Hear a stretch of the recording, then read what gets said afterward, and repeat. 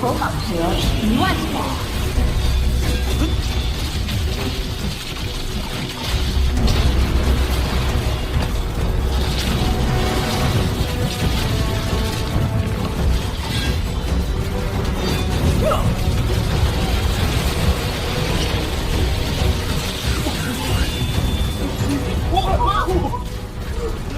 这个波兰果然够狠，一上来就冲在第一，而且只有他冲过了第一座第7层。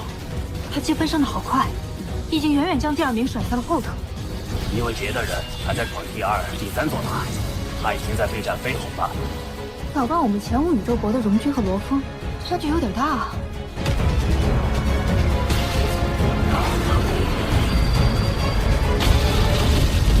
相比往届，这次还加入了其他族群的敌人。人族与外族战事不断，稍有失利，就会牵动整个族群的命运。天才战的选拔不只是为考核，更是为将来的族群战争挑选出合格的战士。他们必须有能力面对各种不同的敌人。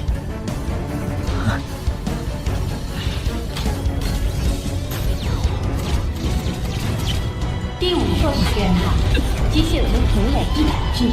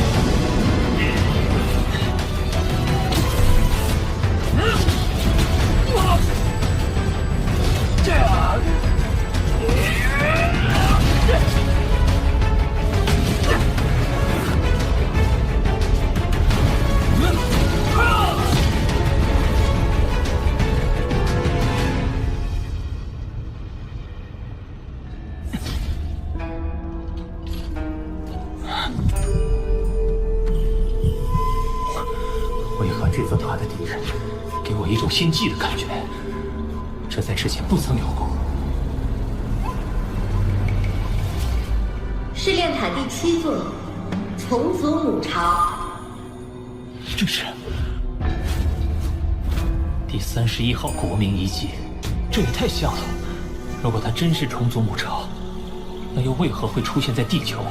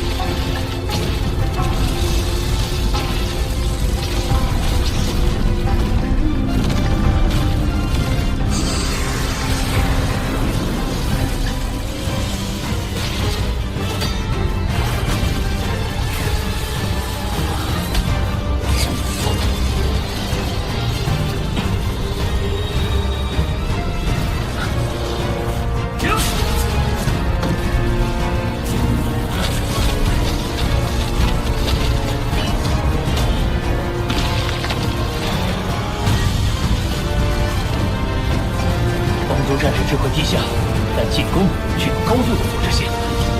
在蜂巢意识的驱使下，哪怕牺牲多半成员，他们也不会退却。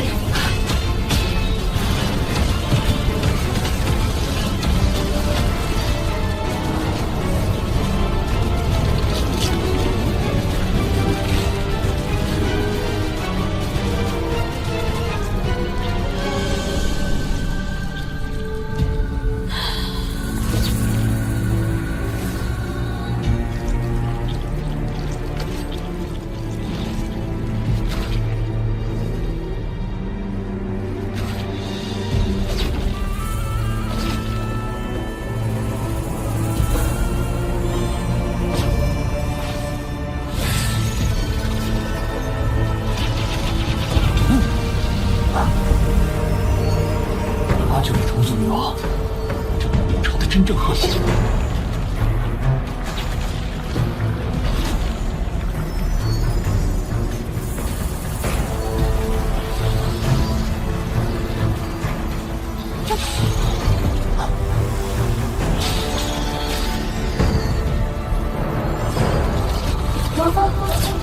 许仙，许仙，如何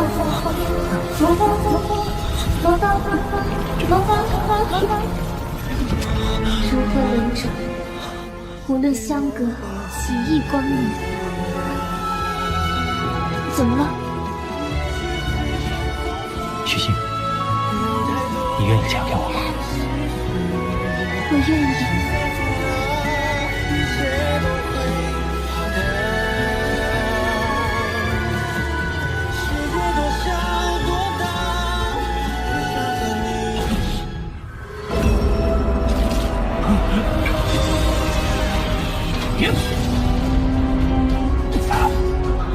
面对他的精神攻击，我竟一时陷入恍惚。对岸的号彻心骨的凝视，仿佛来自宇宙深处。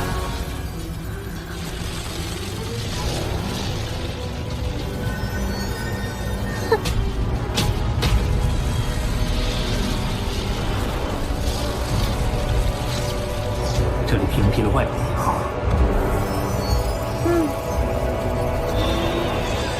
我得用分身联系巴巴塔，我让他明白。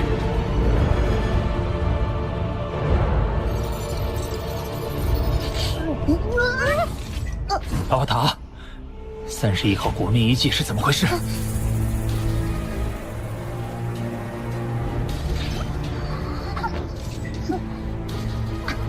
他的确是虫族母长啊！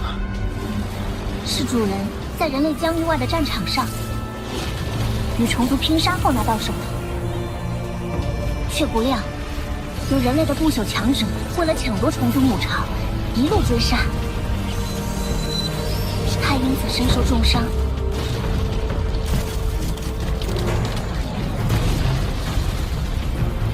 为保住虫族母巢，最后将它藏在地球。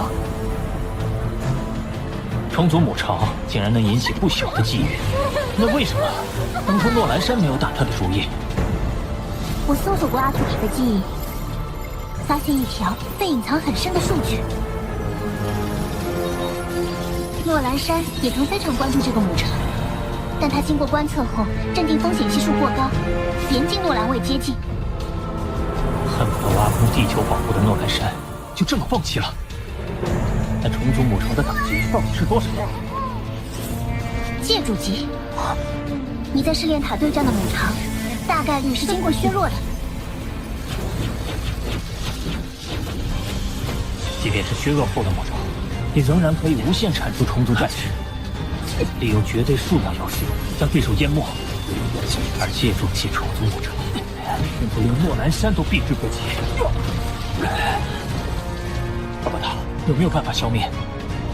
以主人的强大，也无法摧毁。他现在正陷入沉睡，你千万不要轻举妄动。真对地球而言，绝对是个定时炸弹。万一他被唤醒了呢？那不正是你在试炼塔里经历的吗？你就在战斗中寻找应对办法。魔兰已经开创第7座试炼塔最后一层了，荣军、乌卡等天才也不遑多让。反观罗峰，排名一直停滞不前。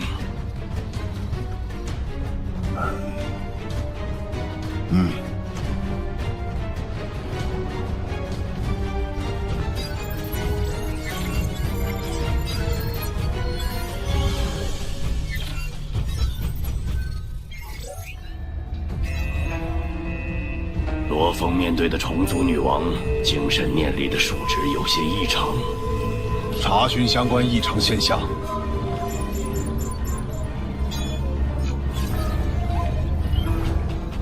根据系统日志，近5万年内与数值相关的异常现象共有3次，其中2次的调查结果都指向外部入侵。苍伯，即刻命人检查系统。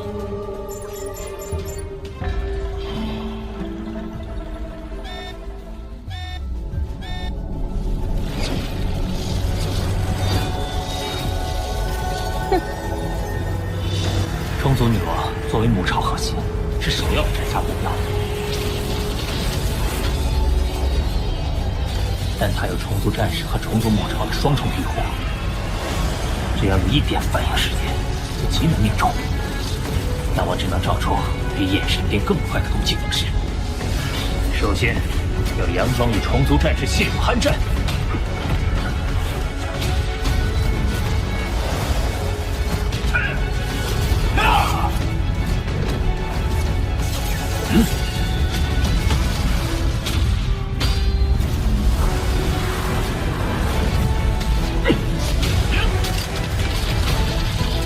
虫族战士的舍身冲刺，往往是为女王的攻击提供掩护，而我正是等待这一刻。那就来试试这一招，火焰。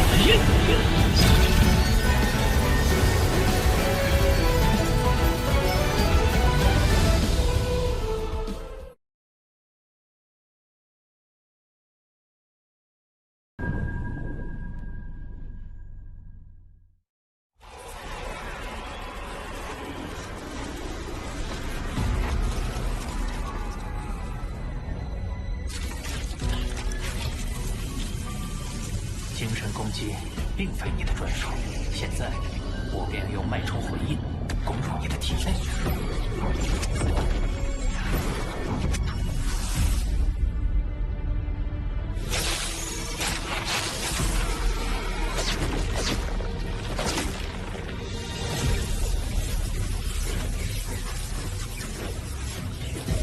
这些光球似乎正是虫族女王的能量核心。好强的精神力！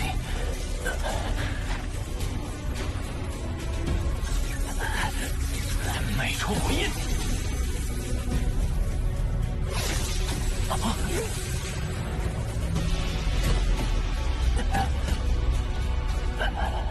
快被大量的记忆淹没了。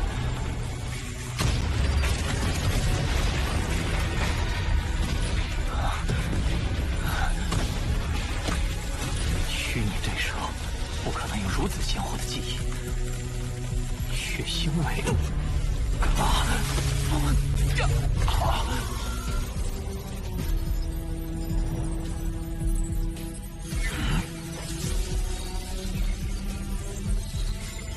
尊者，我们在系统中发现了骇入痕迹，初步推测是对方通过意识上传的方式，替代了我们系统中原有的数据模型。目前异常已及时排除，但篡改者的位置还需进一步追踪。外族的渗透程度远比想象中要深。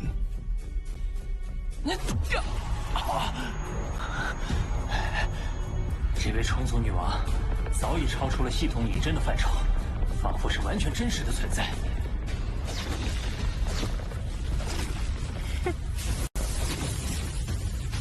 摄人心魄的真实感消失了。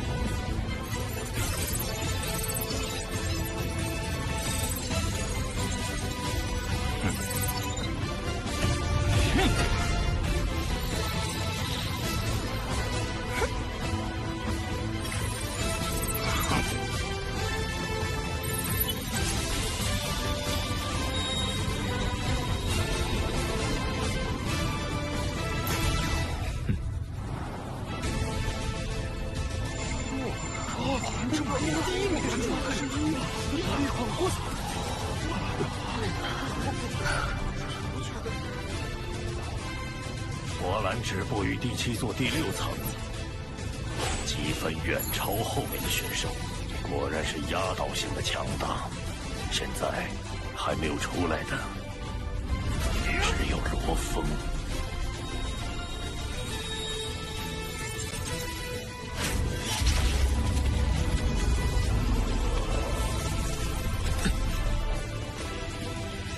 与虫族战斗的时间越长，我便能获得越多的信息。每前进一层，母巢的战力都翻数倍，正好是战斗预演的好机会。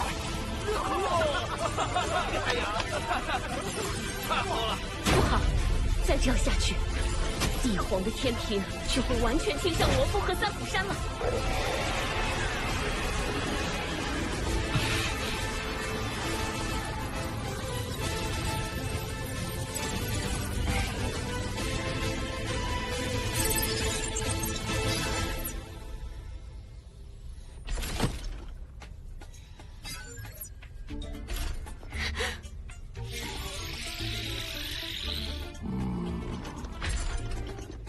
黑龙山帝皇圣谕：念哈格雷夫管理皇武团多年，辛劳有加，现调遣3名界主担任副帅，驻管要务。部落灵则擢升为皇家礼仪团团长，明日赴任。把我调去闲职，又派人架空外公，这背后肯定是三府山在施压。区民间组织，因为一个罗峰就让皇帝妥协。外公，我不甘心。不甘心也要忍。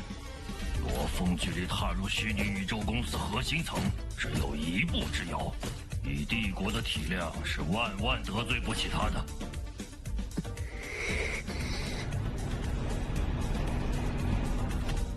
主人，飞船即将离开黑龙山帝国境内。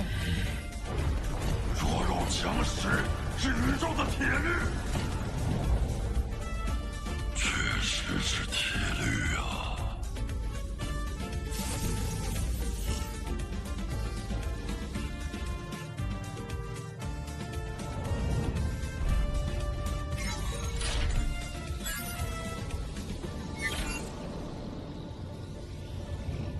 三弟，恭喜你！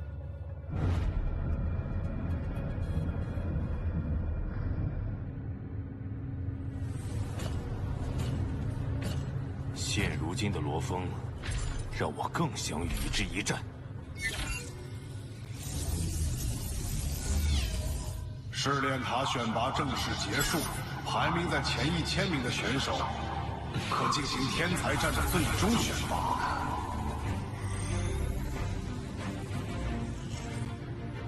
接下来，选拔采取单败淘汰制，公司将会对参赛者进行随机分组，单人对战，1场定胜负，胜者可继续参与角逐。以下为最终名次奖励：101至1000名，或10会员奖金，入末世空域；11至100名，或100会员，入天地空域；3至10名，或1000会员，入太初空域；12名，或10000会员，入原始空域一混元相当于1万亿宇宙币，3300万亿乾坤币，而换算成黑龙币就是330万亿，而入选者的保底金额是他的10倍。奖励内容还写着4种空域。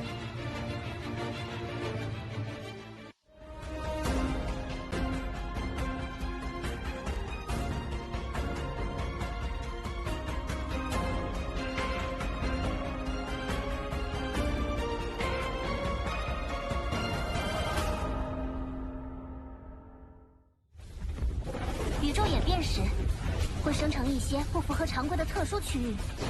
4大空域就是经过虚拟宇宙公司改造，以培养天才为目的的特殊区域。上述区域内遍布奇异宝物，当然也伴随着危险。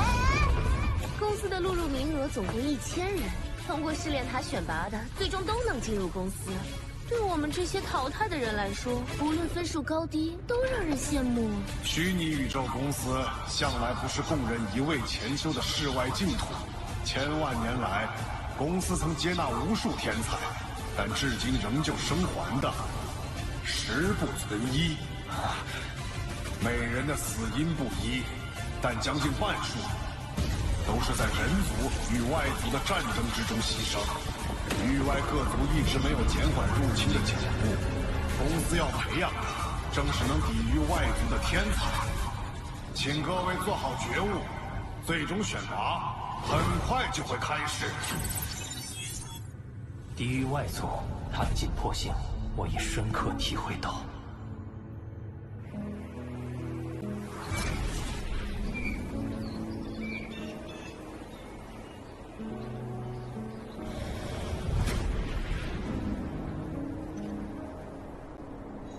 经过监测，目前母巢处于深度沉睡状态，暂时无虞。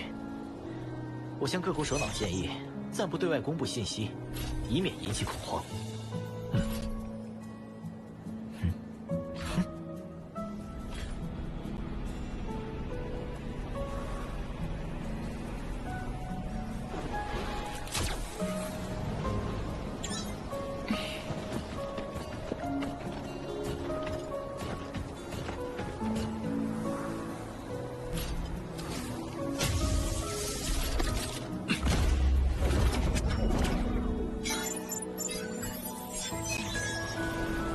引力波接收测试成功，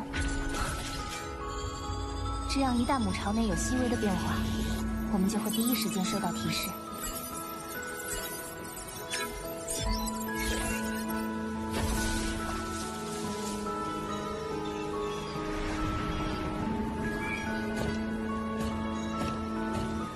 这里很危险，你们不必亲自过来一趟。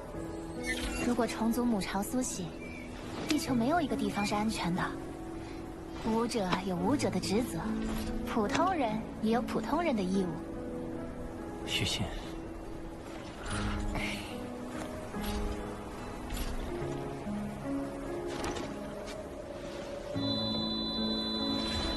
老三，你安心准备比试，这里就先交给我们。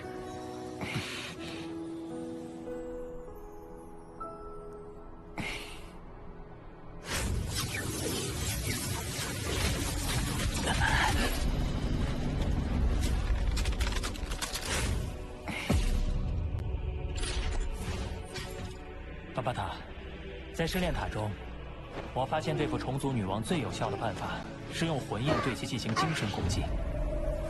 但地球上的借助级女王，连呼延博老师都无法控制，那我……只有获得更高级的精神类秘法，才有几率将其控制。不过，此种等阶的秘法，存在概率最高的场所就是原始空域。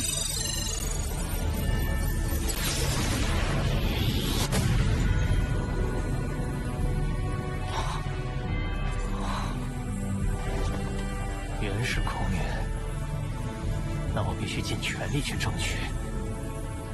宇宙巅峰天才战总决赛现在开始。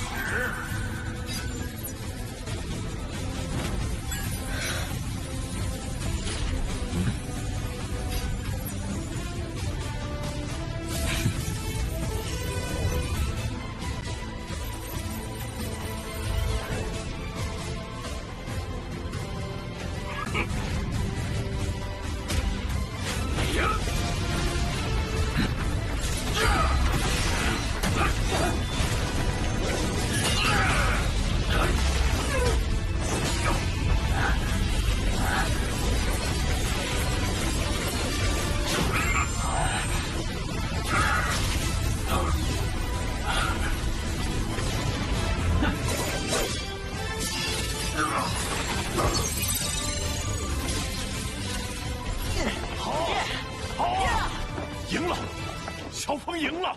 老大进了天才战16强，他接下来的对手都将是天才中的天才。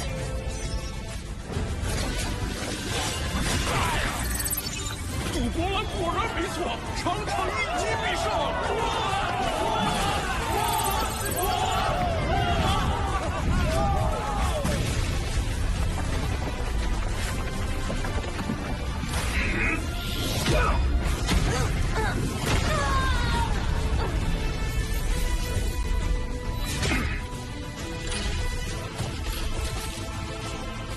我们金兰宇宙国的最强天才，竟然被前无的荣之给灭了！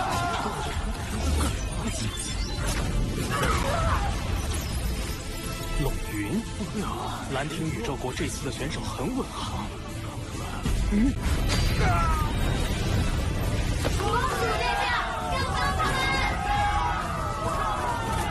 战争有准备，我们有下水。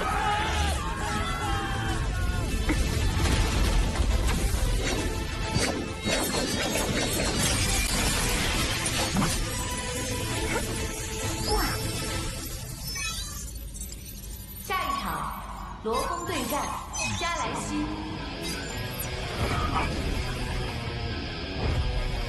这加莱西的幻术攻击也太诡异了，次次只要一眼就能击败对手。他的精神力极具攻击性，听说有人与他交战后，现实里也出现了精神异常。希望3弟能应付得来。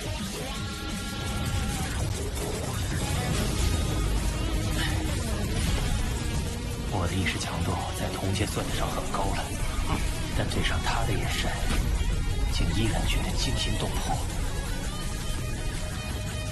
幸好我有虚空之塔防御灵魂核心，应该不至于被他轻易攻破。就以武力优势，速战速决。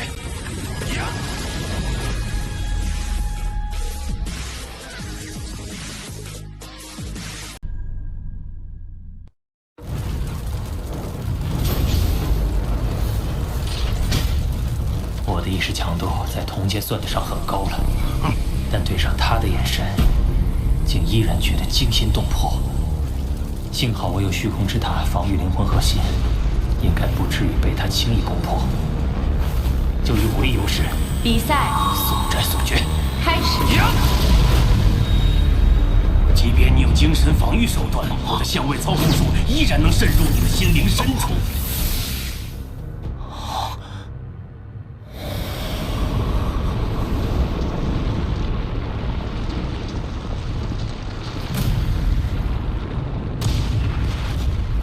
这是地球上的虫族母巢。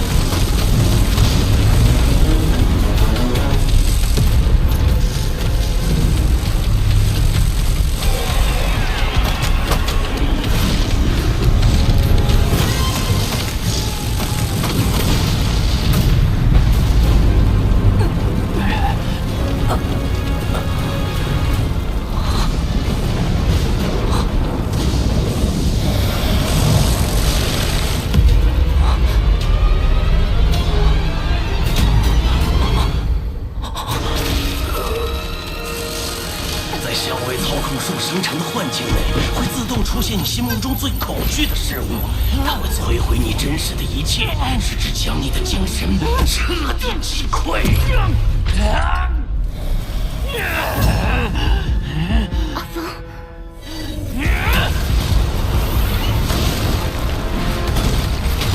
明明做了防御准备，为什么毫无预兆？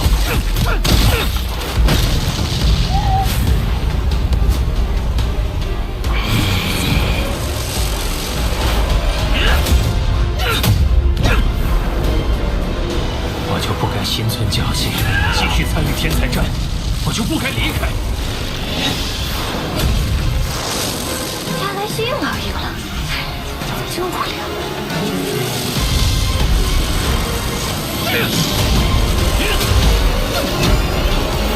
天才战。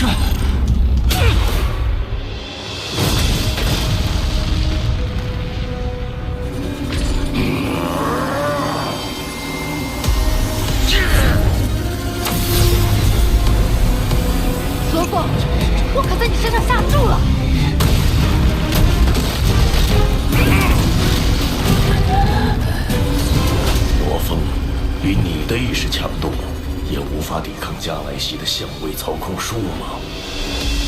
没错，我正在参加天才战，这是幻境，我不能沉浸于悲伤中，必须马上醒来，赢下比赛，让这一切永不发生。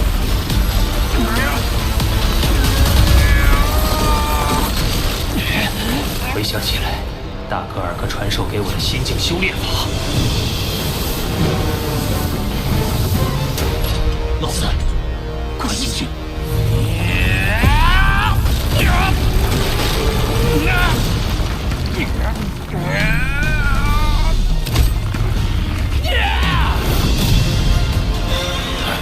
怎么醒得这么快？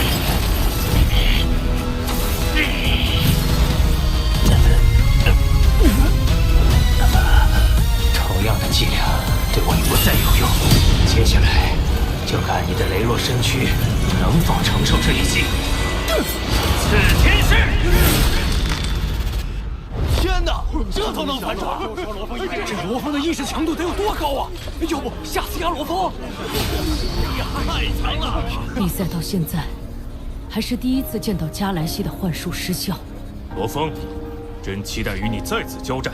哥也太帅了，这下进了前8强，奖金至少有1000会员。爸爸当第一！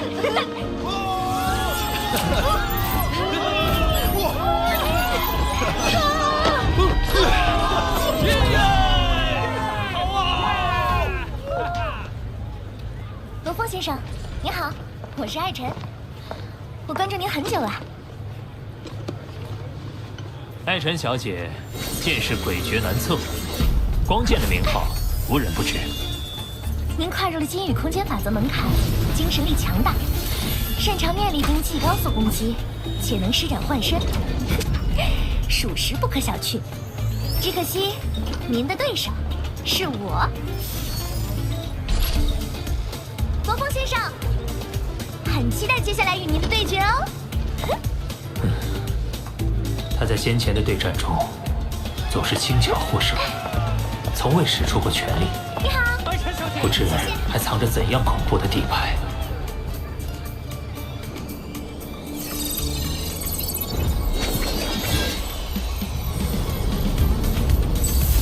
罗峰先生，您看起来很紧张，就让我帮你尽快解脱吧。哇！比赛开始。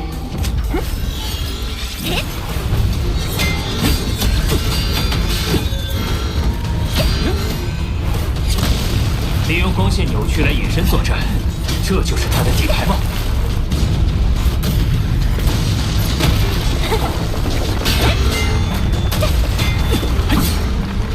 幸好大哥修炼的也是光线法则，经过先前的特训，我已经能依靠念力精准感知光的异常波动。成功了！现在该轮到我主动出击。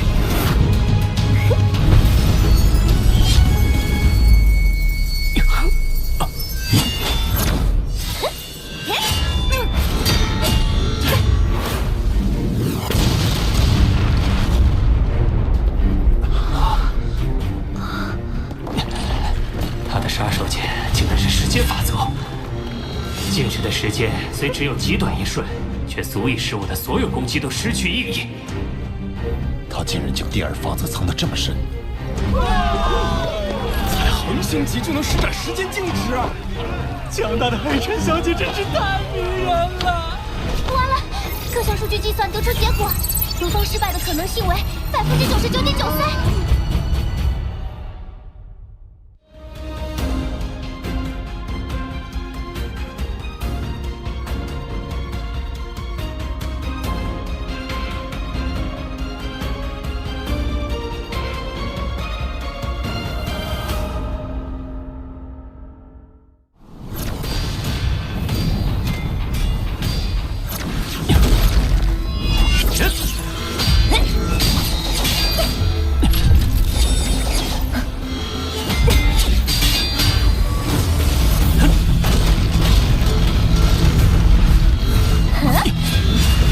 再次使用时间静止将我直接击败，说明这招他无法连续施展。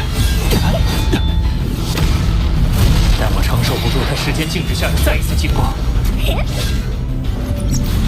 只能趁此机会赌一把。龙峰先生，准备好了吗？我要上了。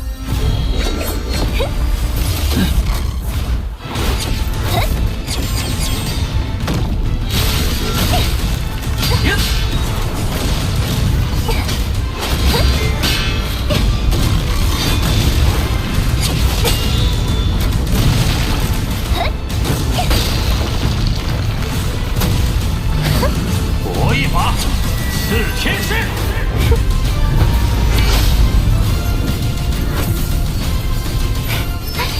您的攻击很强，但很遗憾，在凝固的时空中，再多的变化都只能沦为失败的装饰品。再见了，龙峰先生。迈出火焰。好，再见。罗丰胜，晋级巅峰天才战4强，获得半决赛资格。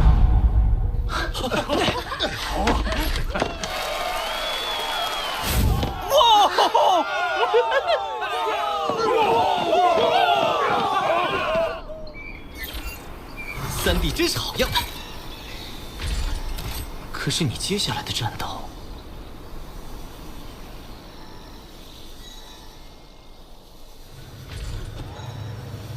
我下一站的对手将在博兰和荣军之间决出。他们一个是曾经战胜过我的对手，一个是试炼塔的第1名，被外界推测必定夺冠的第1天才。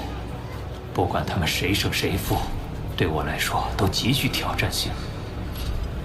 博兰，是不是觉得他很孤僻？传闻这博兰自幼孤僻，自闯荡宇宙起，不结队，不攀附，惯于孤身犯险。他曾在三角座星系 NGC604区域的一颗土著星球驻留数月，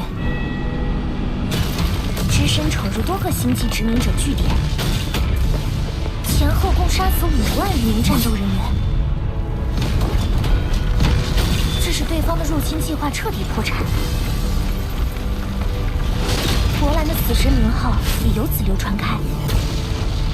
面对当地土著的感谢，他却淡然表示，自己不为正义，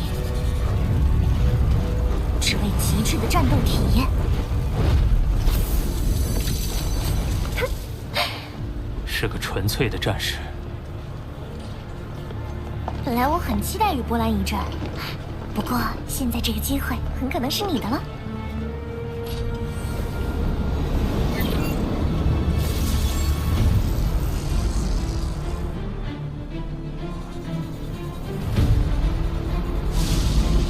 荣军对战博兰，比赛开始。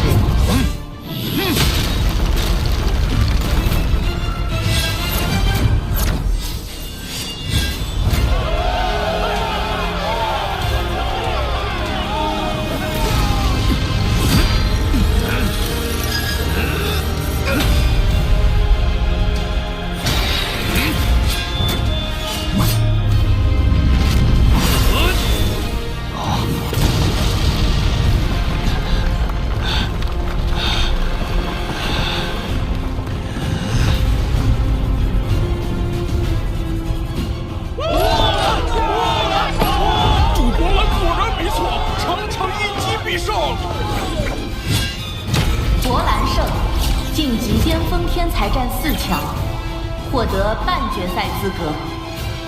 既然这么快就分出了胜负，接下来我要对战博兰吗？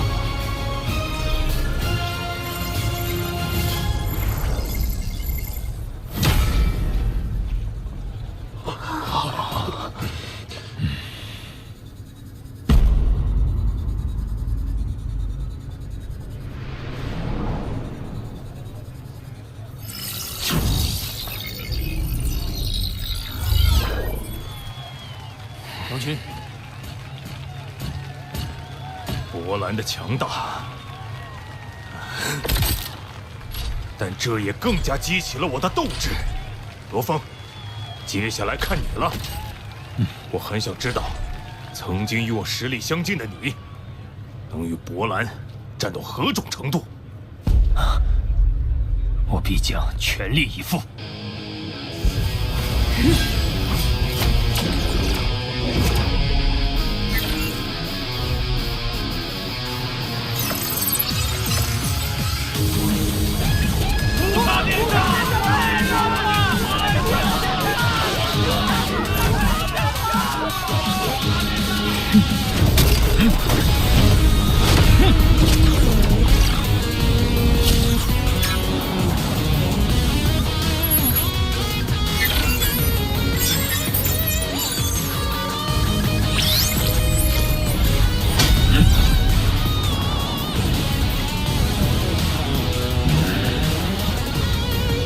努力！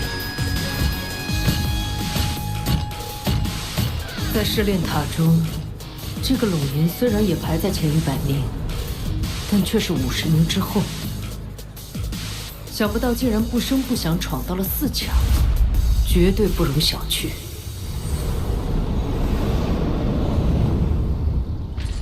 明天的比赛将决定我能否进入原始空域，尽早获得秘法，解除虫族母巢的危机。我必须赢！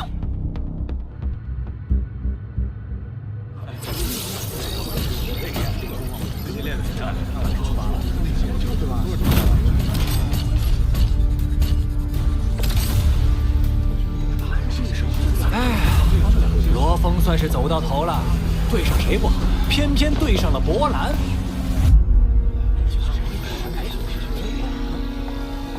罗峰兄弟，这次我就不压你了，但我也不会压波兰。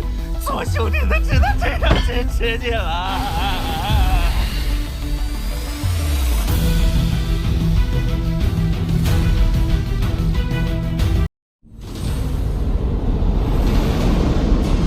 巅峰天才战半决赛第1场，博兰对战罗峰。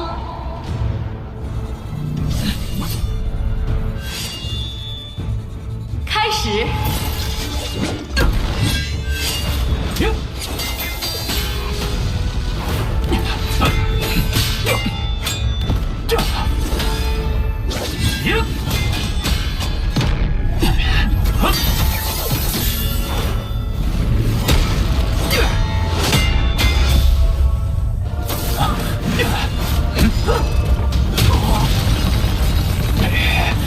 不论我的招式如何变化，他的应对都毫无破绽，那就来尝尝这招。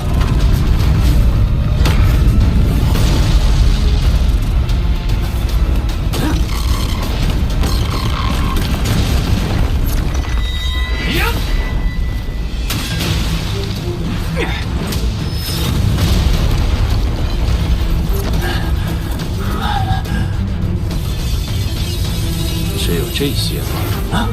看来不必继续了。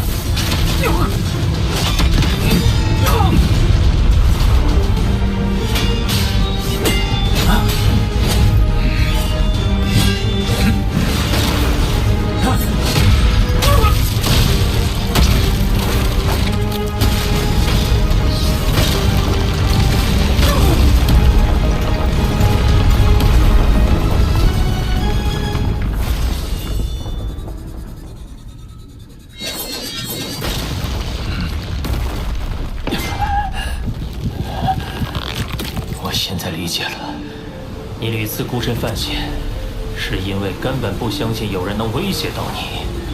也正因此，你才常常会将思绪从战斗中抽离出来，对外界视若无物。但从今天起，你将再也无法忽略我的存在。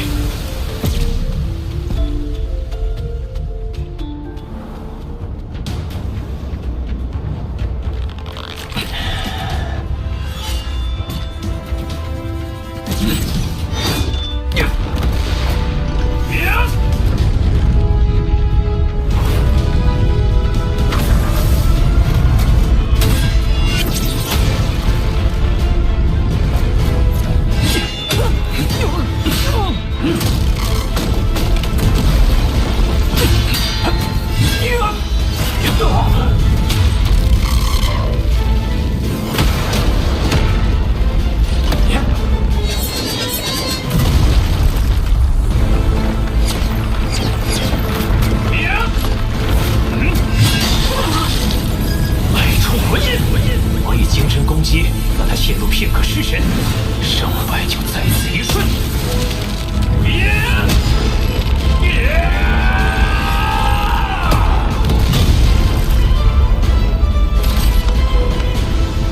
难道他真拿？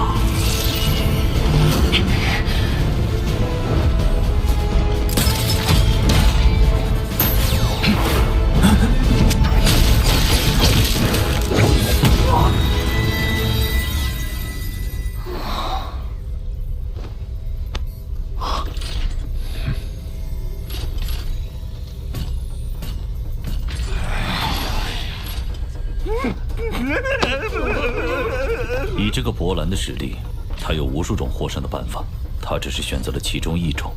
罗峰还远未威胁到他的根本。罗峰，有趣，你给予了我一些崭新的感受，我会记住这场战斗。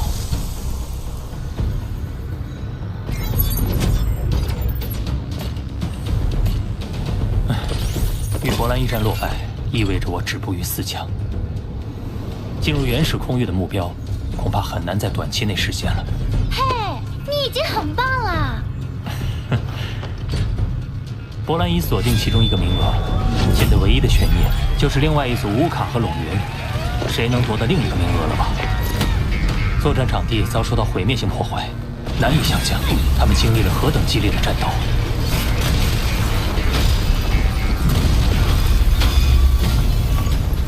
咱们刚见面的时候，我就跟你说过，芒卡星人都有人类巅峰血统。你看乌卡这个表现，我没骗你吧？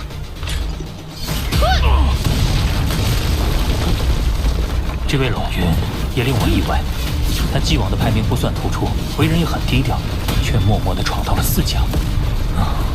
如果是我，面对他们当中任何一个，恐怕都没有战胜的把握。来了。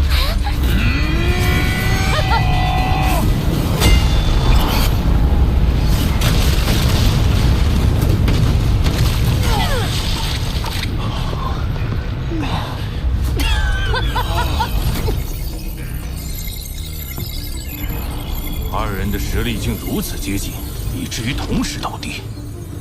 不知道会算谁赢呢？我觉得得算陇云，应该是乌卡吧。我觉得还是陇云，不好说。乌卡陇云久持不下，以至于同归于尽。在历届天才战中，类似的实力也极为罕见。尊者，那胜者的归属。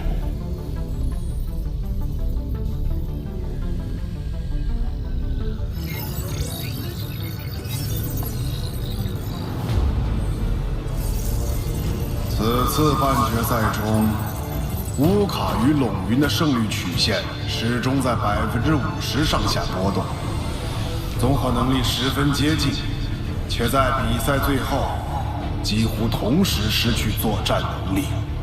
我仅代表公司宣布，此次比赛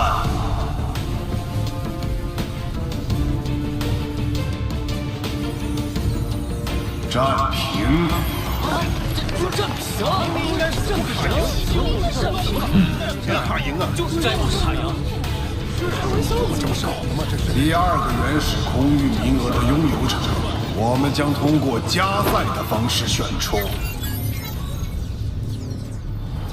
公司会安排4强中的罗峰、乌卡、陇云再次进行1对1的战斗。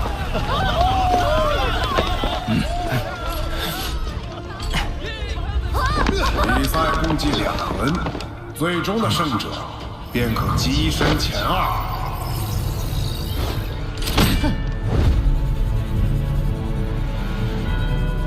继续加油！下去加油！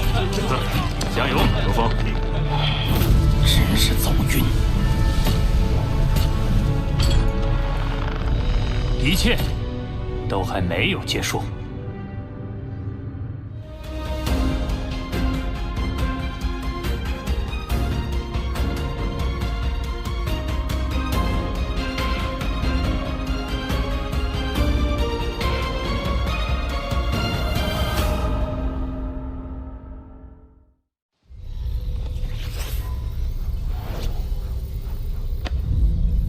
第1战是我对阵乌卡，他对火之本源法则的纯熟运用，足以体现他的战斗天赋。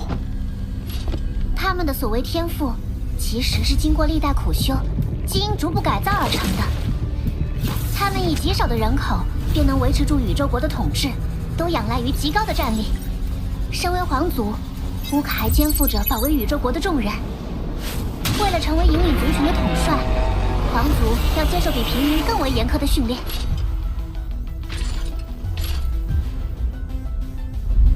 肩负守护族群的重担，往往会保持着更为强烈的求生信念。这是一场硬仗无疑。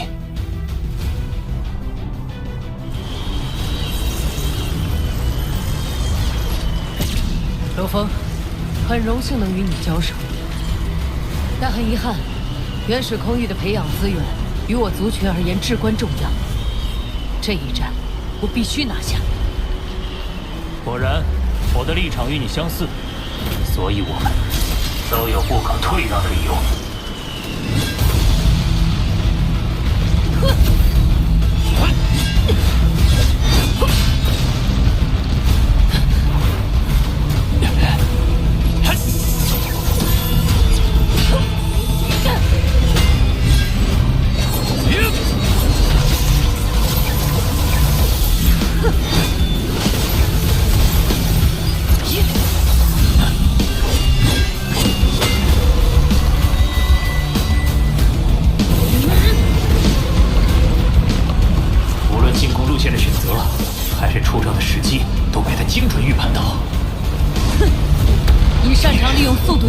进行远程牵制，从中寻找进攻机会。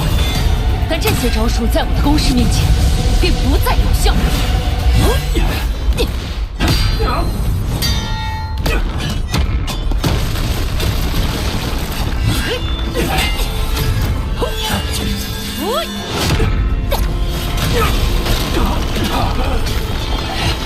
继续下去，我只会被他霸道的火之法则力量压制。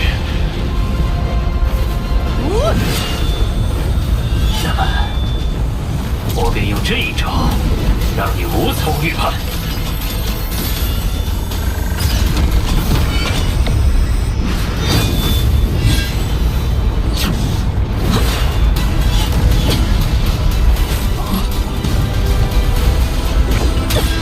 眼神兵第二重，刺天式。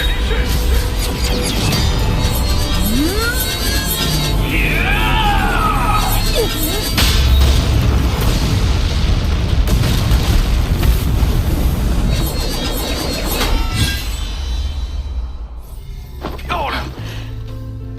只有对金之本源法则有了较深的领悟，才能释放出威力极大的刺天使。身为恒星级的罗峰，能做到这步，实属不易。怎么生人不生反将啊？你这老头又在胡乱测算了是吧？这是官方数据呀！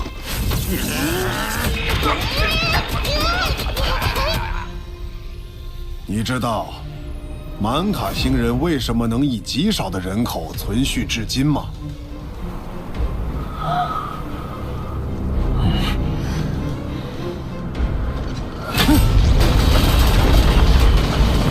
因为在绝境之下，他们基因中的战斗本能会被彻底激发，越是生死关头，越是强大。只要一息尚存，我便不可能倒下，直到将一切焚尽。好快，仿佛未经任何思考便已出招。他在本能的支配下，成为了一个彻底的战斗机器。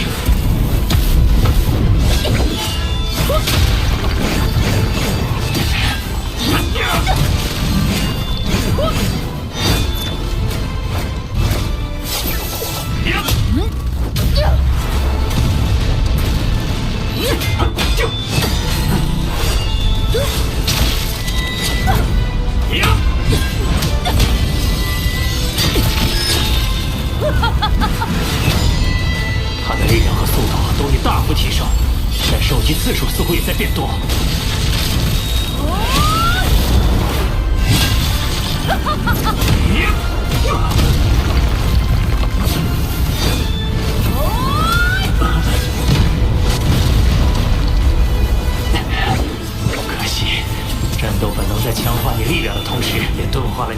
局势的能力。此前是。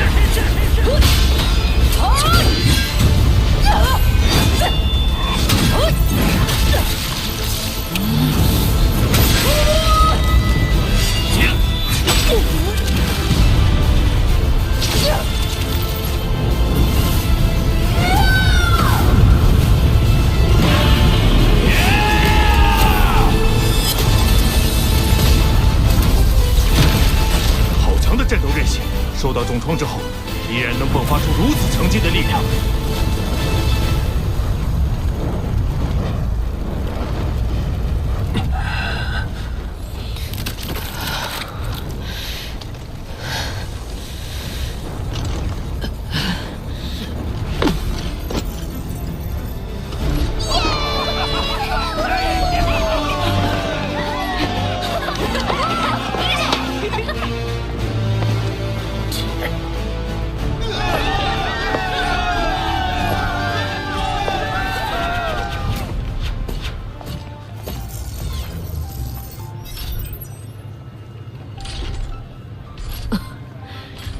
战斗时有些失态，让你见笑了。我倒是觉得，和平日里相比，遵循本能战斗更接近你原本的样子。或许，你参加天才战，也是因为自身渴望战斗。呵呵，可能吧。但不管是为族群，还是遵从本能，最终导向的都是战斗这一行为。于我而言，也没有分辨的必要。与其问我，不如去想想你自己的答案。我参战的理由，恐怕也和乌卡一样，早已分辨不清了吧？但现在，我距离原始空域只有一步之遥。与其追溯战斗的意义，不如专心备战，拿下最后一轮胜利。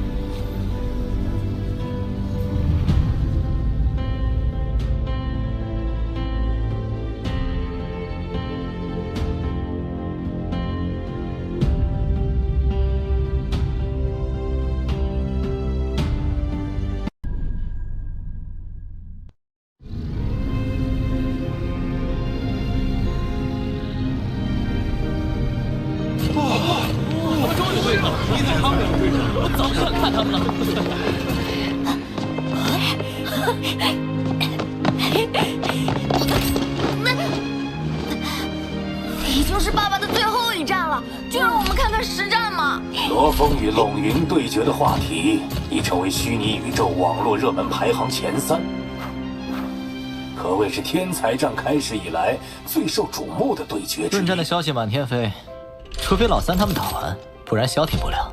罗峰未必，差太多。这是天才人，你觉得谁？我觉得罗峰可能性更大。我觉得还是罗峰。布卡女士，从你的对战经验看，罗峰和龙云哪个更强？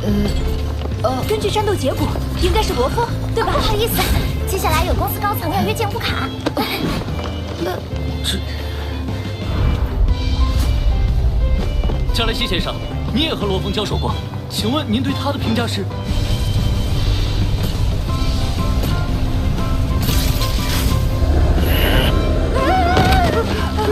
很多小家伙从2人对战乌卡的不同结果，推导出罗峰赢面更大的结论。实际上，龙云能从试炼塔56名来到4强的位置，所蕴含的潜能丝毫不逊于罗峰。罗峰与龙云的战斗决定了原始空域名额的最终归属，也是天才战在收官阶段最大的悬念。战斗的结果恐怕得等到最后一刻才能尘埃落定。啊，龙云还没有就位。因为今天对他而言有点特殊。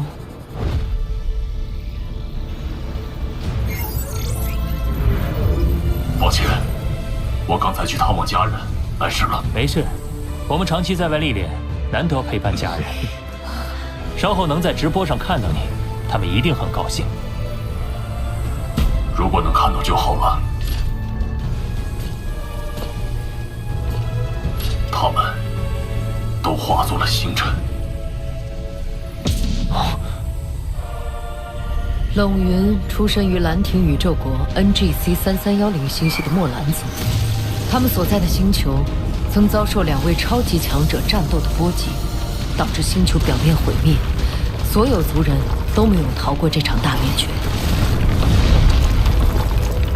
只有他，在爷爷舍身施展的法则之力的保护下，得以幸存。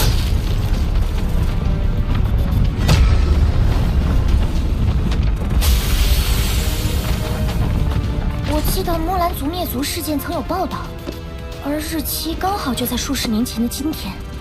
原来他是为了祭拜族人才来晚的。作为灭族元凶的2名强者，都在那场死斗中陨落，自己的故乡也早已无人生还，无人牵挂，也无处寻仇。迷茫过后，龙云最终选定了他的目标，让他的族群不被遗忘。这就是他参加天才战的理由。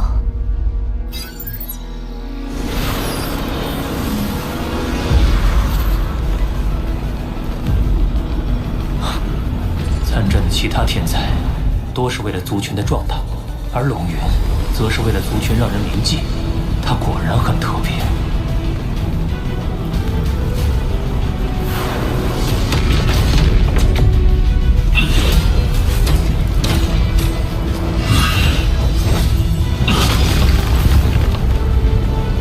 罗峰，谢谢你愿意倾听我的故事。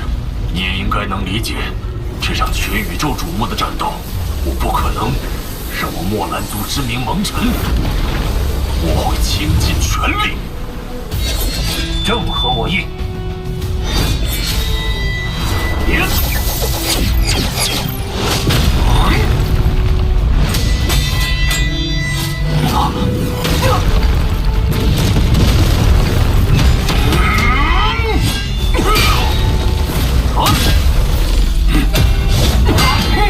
灵域融合了处置法则的后头，以及空间法则的组织力。关键是在触碰到龙云时，威力恐怕你不足一成。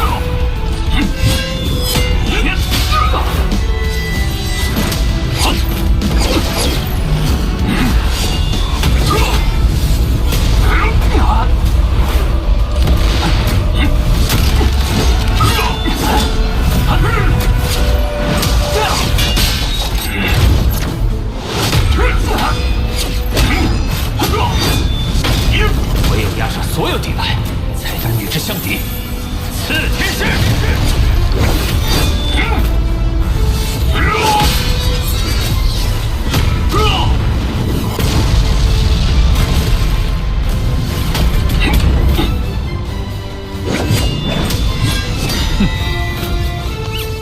！3D 利用远程牵制持续消耗，而对方又能数次将老三的招式硬生生扛下，看来会是一场持久战。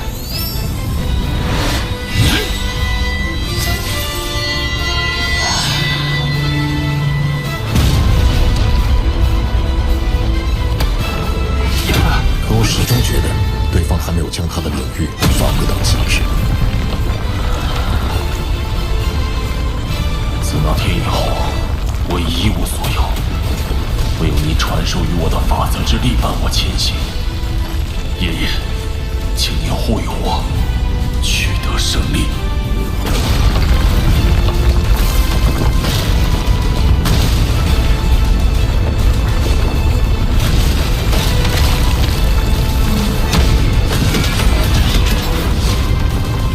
冷云领域对空间的掌控力再次增强了。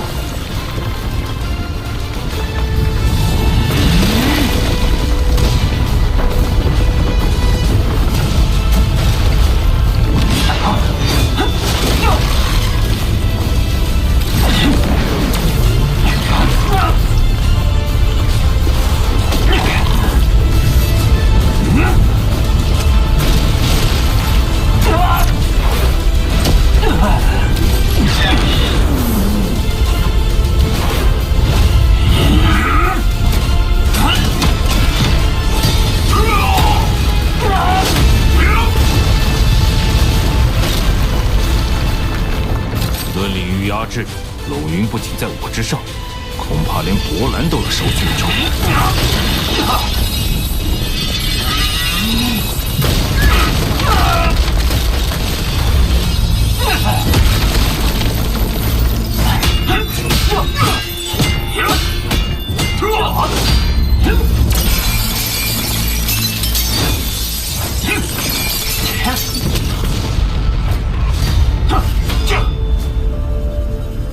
双方都受到了大量消耗，尤其是罗峰，似乎已濒临极限。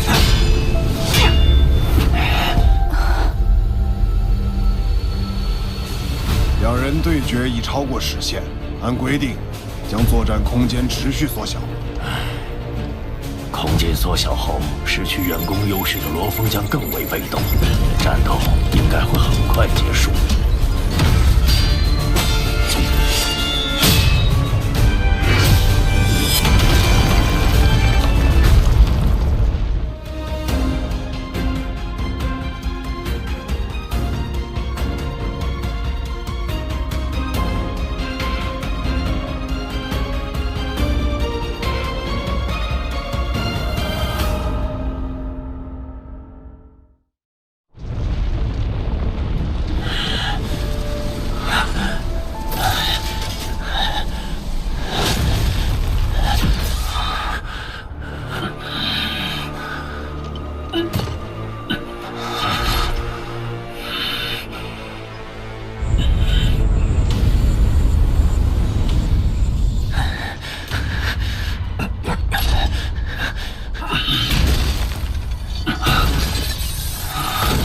与其问我，不如去想想你自己的答案。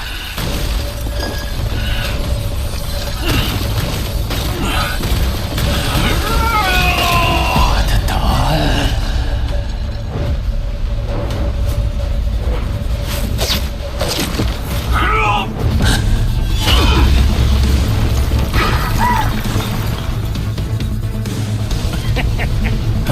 怎么可能？罗峰的力量明明已经耗尽了。我要将所有基于地球的存在灭除，尽数屠戮，一个不留。绝境之下，来自金角巨兽的杀戮气息再也抑制不住了。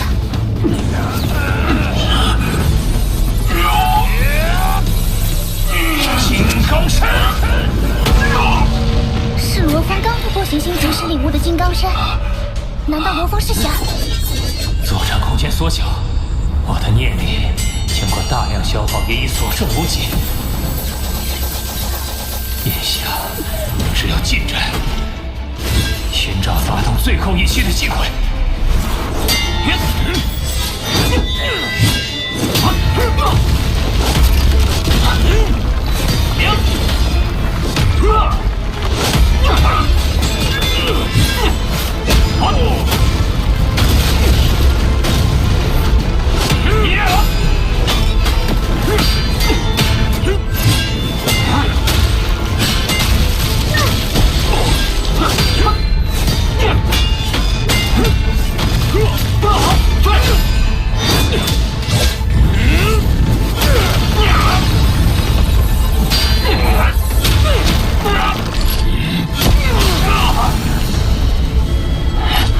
为了地球，为了不被世界忘却。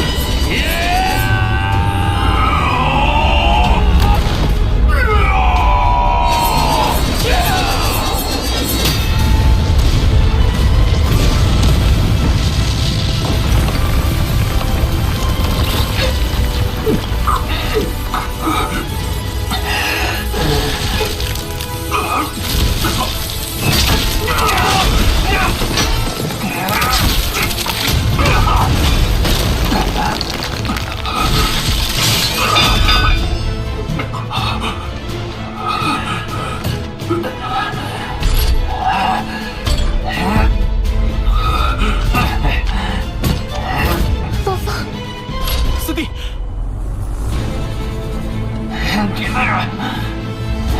罗峰兄弟，罗峰。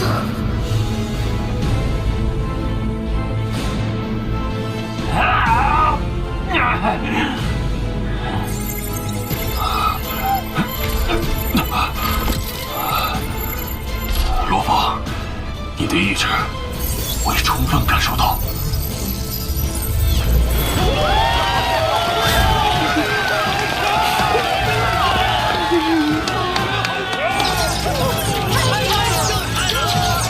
虽然战斗有胜负，但他们二人的表现都值得众人的喝彩。墨兰族已留在过去，而你们还有未来。愿你能和你的族群一同，长久地走下去。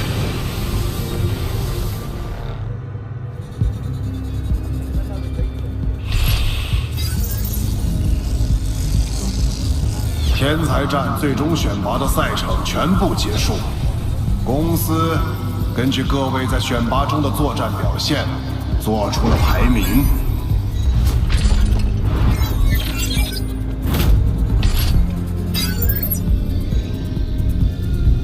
本届宇宙人类巅峰天才选拔战正式落幕，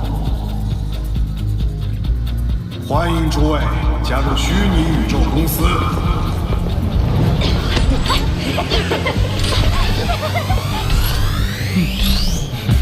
1至2名将进入原始空域，3至10名将进入太初空域。最终还是没能进入原始空域，不过来日方长，总有进入的机会。可惜，如果不是在最终战棋差一招，你也有望冲击前2。不过也好，我可一直想着如何找你扳回一局呢。同在太初空域，正好方便切磋。随时奉陪。虚拟宇宙公司会全力栽培你们。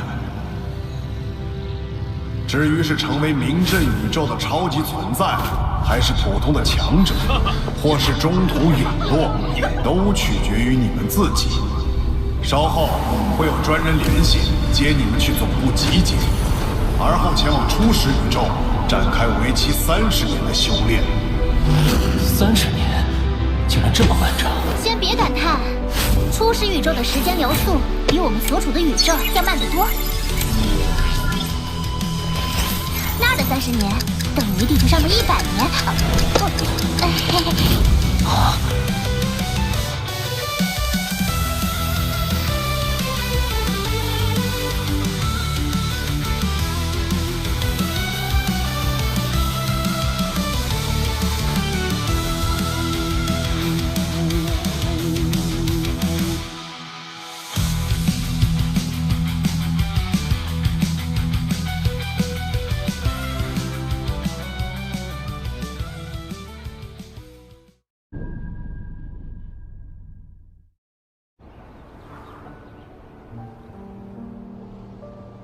前往初始宇宙参悟的100年内，若有突发情况，我无法及时赶回。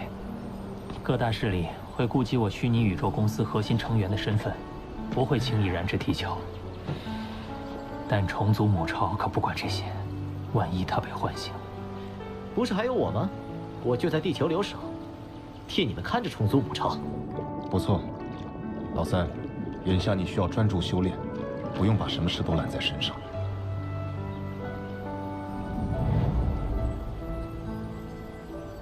不过，100年足以让普通人走完一生。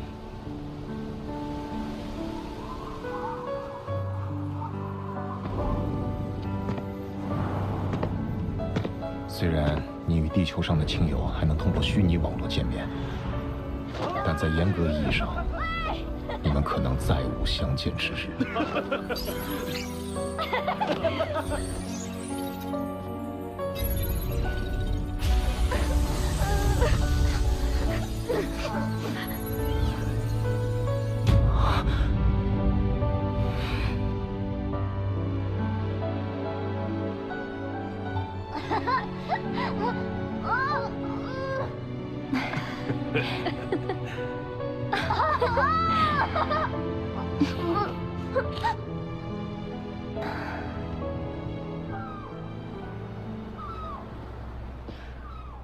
没想到，从我们领证结婚到现在，一转眼都过了10年了。100年，要是也这么快就好了。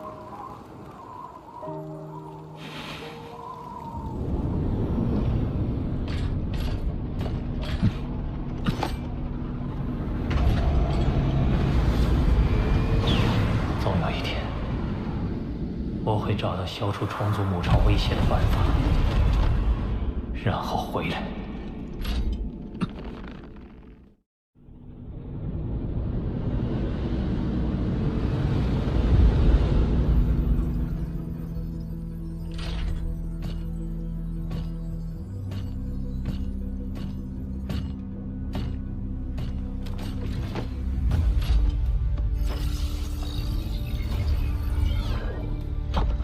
苍博前辈，作为虚拟宇宙公司前屋分部的负责人，此段路途由我引你前往。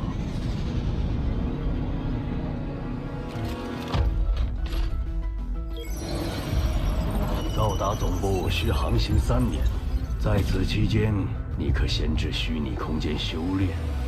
虚拟空间的雨象山区域，不仅集结了天才战选拔出的1000名横行级成员，宇宙级、地主级乃至界主级的前辈也都在此修炼交流。虽然我的金角巨兽本体已达宇宙级，但每个层级的跨越，都意味着生命层次的跃迁。我与界主之间仍有着很深的鸿沟，更不用提像呼延博老师这样的不朽强者了。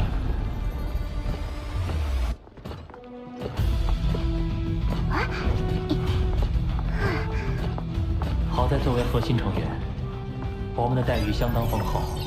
只要突破层级，公司就会提供资源，强化身体直达同级9阶。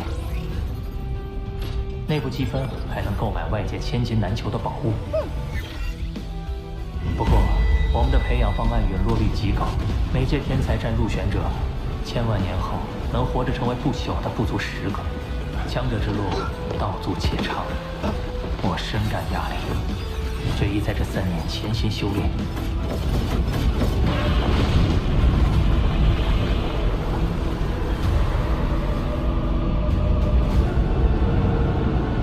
3年苦修，我确有进步，但越是深入，就越感到宇宙本源的深不可测，以及宇宙运转的玄奥繁杂。这令我越发渴望开启新的征程。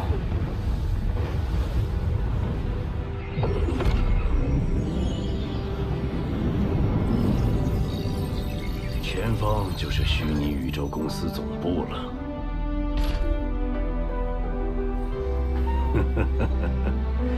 周围的那些天体都是非常可怕的科技武器。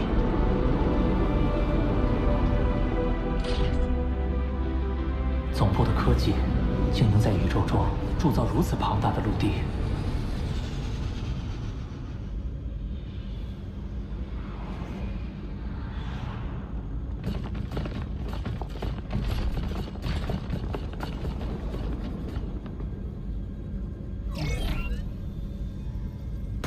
出发，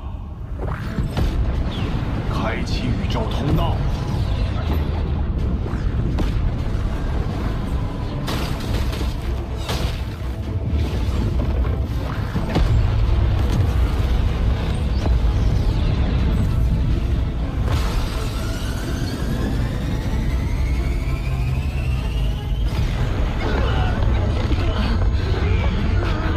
好难受。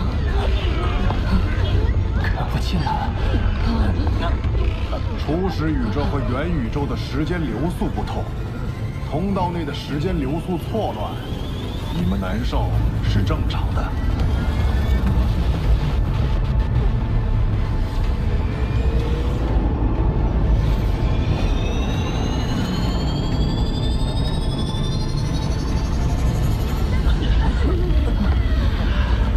到初始宇宙了。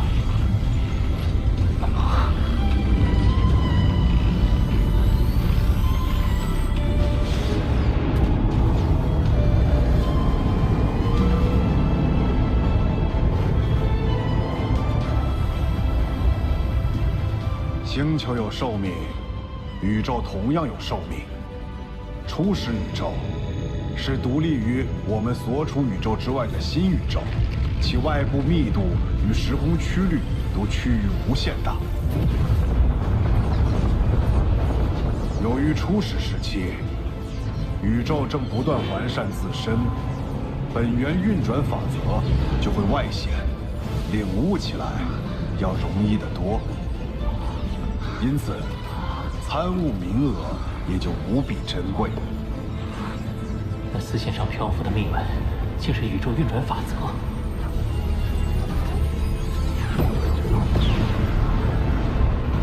混沌城是此处唯一的城池，也是初始宇宙演化的起点，历史比大多数宇宙国还要悠久。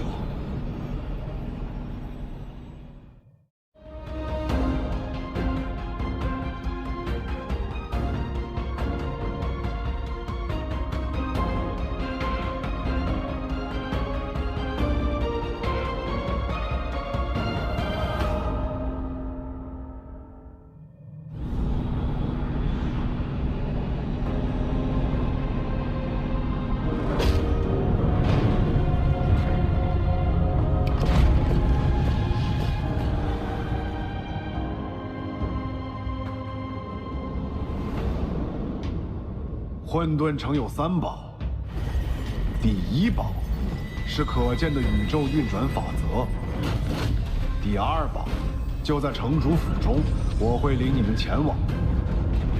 至于这第3宝，则在混沌城城外，实力不达者勿擅自探索。浑身好似被一股温润的能量包裹。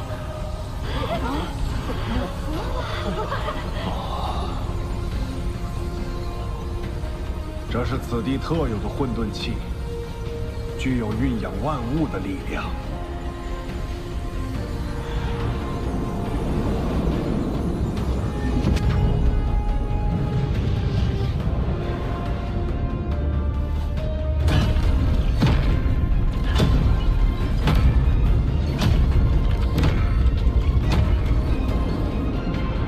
这便是混沌城城主府。混沌城的城主，该是多么强大的不朽存在！这些就是新来混沌城的那批小家伙吗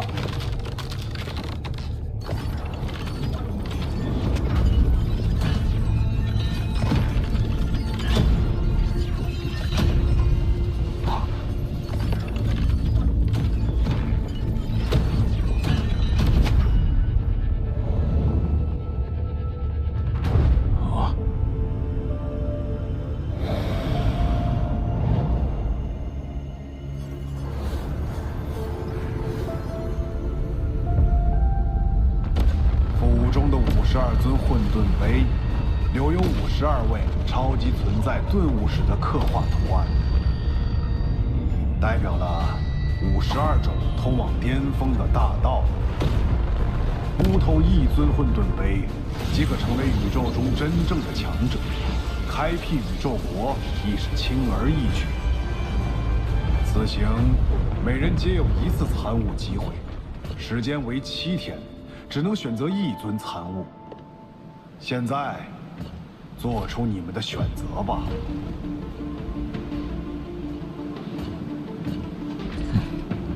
好。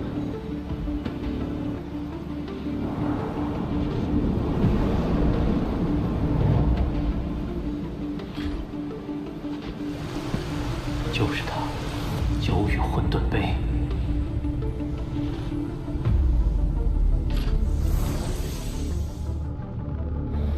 继续钻研空间本源大道，才是最适合我的强者之路。你们选的什么？巨斧混沌碑。好巧，我也是。据说这是巨斧斗武场创始人留下的。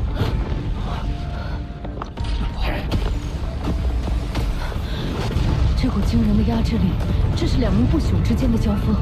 这就是不朽存在吗？力量爆发，甚至能撕裂空间。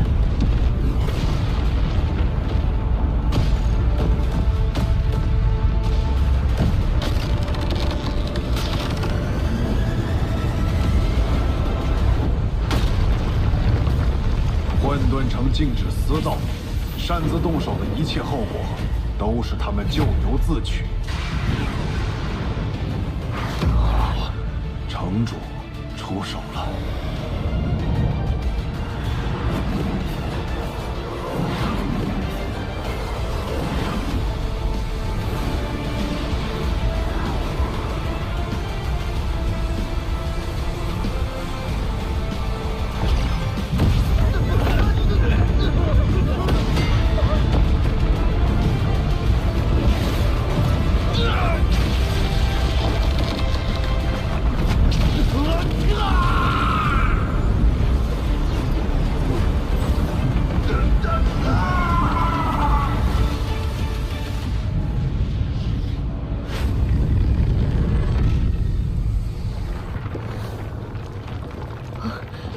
瞬间强行中断宇宙运转，混沌城主就像是这宇宙的主宰，甚至都没有现身，只是一个意念，两名不朽就被化为飞灰。我跟随主人6000多万年，见过的最强者是宇宙尊者，他们纵横宇宙亿万年，个个实力不凡。但现在看来，这位混沌城主才是最巅峰的存在。我们都自认是绝世天才，而浩瀚时间长河中，却难有几个混沌城主这般的存在。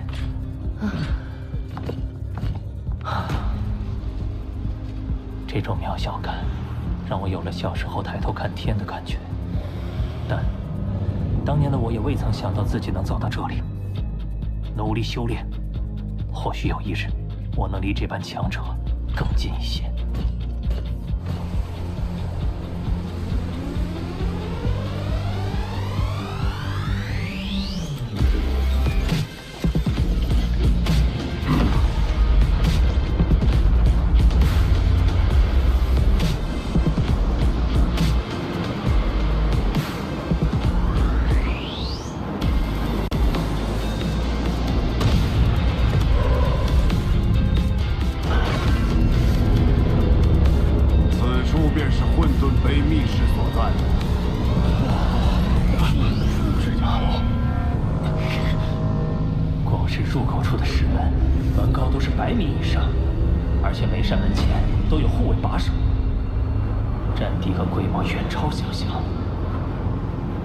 每座混沌碑的存在时间都已超过100万纪元，它们都是虚拟宇宙公司，乃是人类族群的至宝，请各位珍惜这次参悟机会。100万纪元是相当于地球时间的100亿年。地球也不过46亿年历史，混沌碑立碑初始，地球甚至都还没有诞生。这等古老存在，会记载着什么样的奥秘？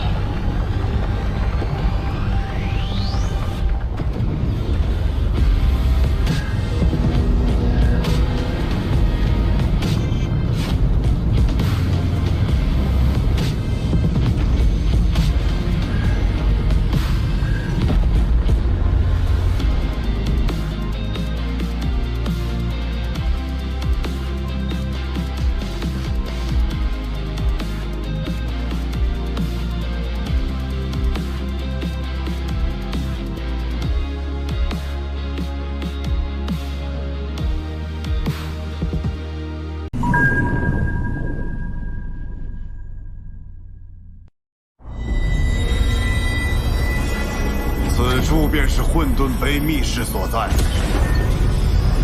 每座混沌碑的存在时间都已超过100万纪元，它们都是虚拟宇宙公司，乃是人类族群的至宝。请各位珍惜这次参悟机会。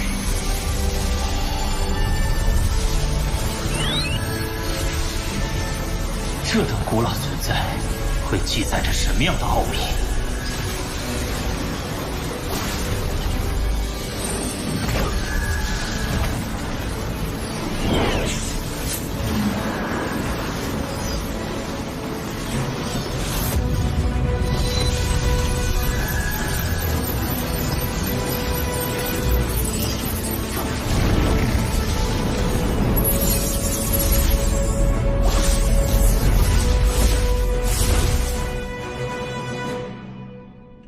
这就是九羽混沌碑。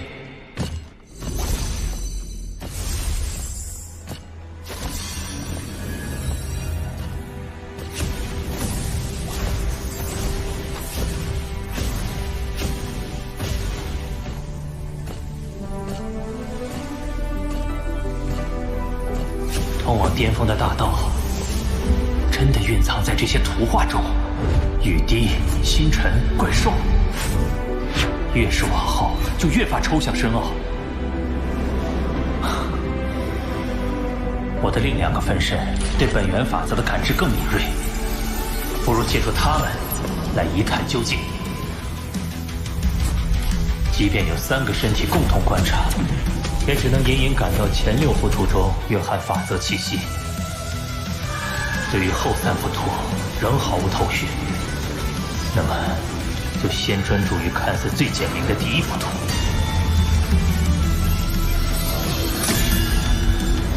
脑中竟自动浮现出战斗画面，这招之中蕴含着更多对空间本源法则的运用。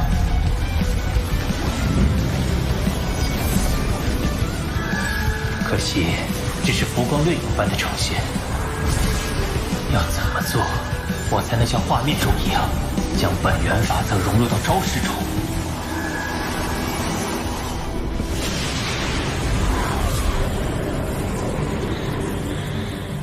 时间已经到了。若想再次参悟混沌杯，可进入虚拟宇宙网络，闯通天桥。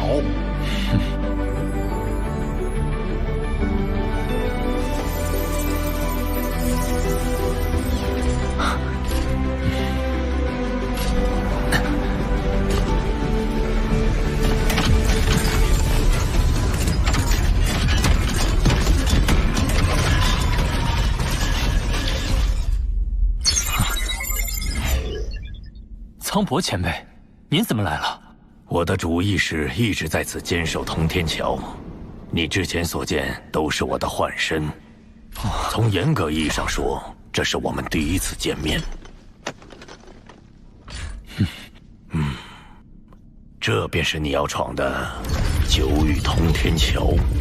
通天桥总共52座，对应52尊混沌杯，每闯过一层，便可多一次参悟机会。但迄今为止，仅有博兰连闯2层，其余人均未闯过第1层。经过3年苦修，如今我已突破至宇宙级1阶。虽然未必如博兰那般，但第1层我势必要拿下。请选择你的对手：武者、精神念石掌控者或精神念石幻术师。闯过通天桥是参悟混沌杯的前置条件，再加上两者之间有对应关系，那么我的对手是否会对混沌杯有较深领悟？如果要从对方身上汲取经验，那最适合的对手无疑是我选掌控者。罗峰，不可大意。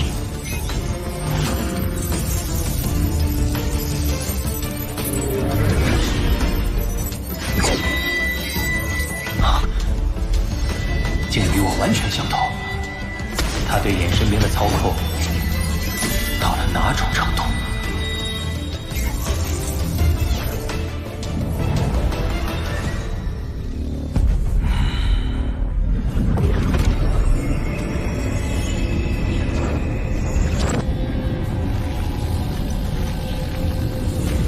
您竟然亲自来了！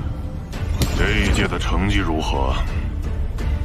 仅有博兰连闯2层并通过，绝大多数已淘汰，有2人还在测试中，而其中1人和您同属九域流派。哦。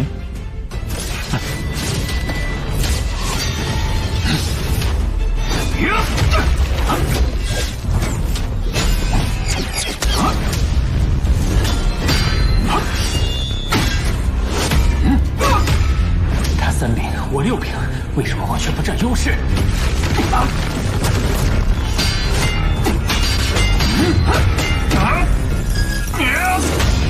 衍神兵第3重天剑式。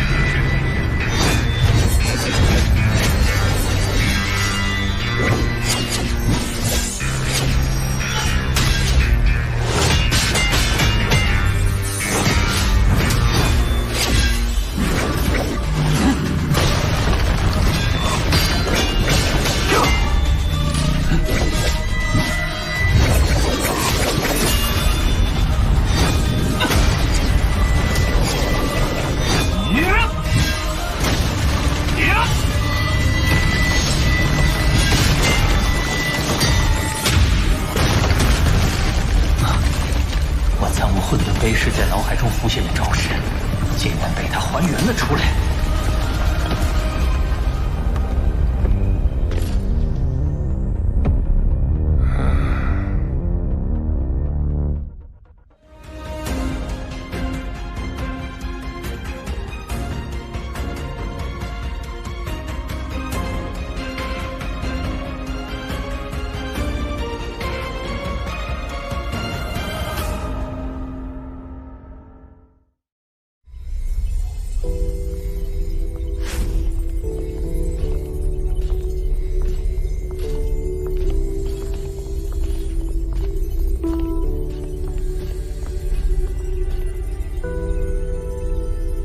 能将本源法则融入招式，他显然对混沌杯有着更深理解。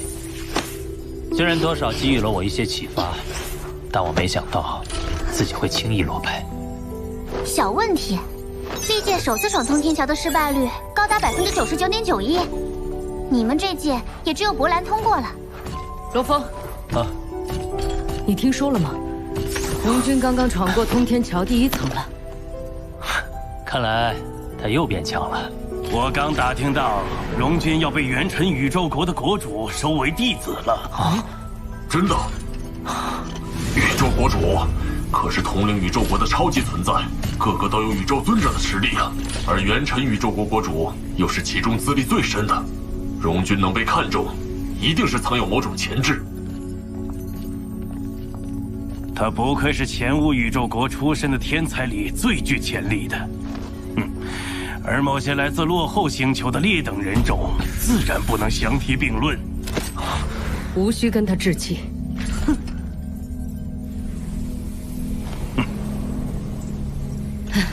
罗峰，我跟荣军约好了在这小聚，正好，我们一起向他取经。荣军，好。荣军，恭喜啊！真厉害，改天教我几招。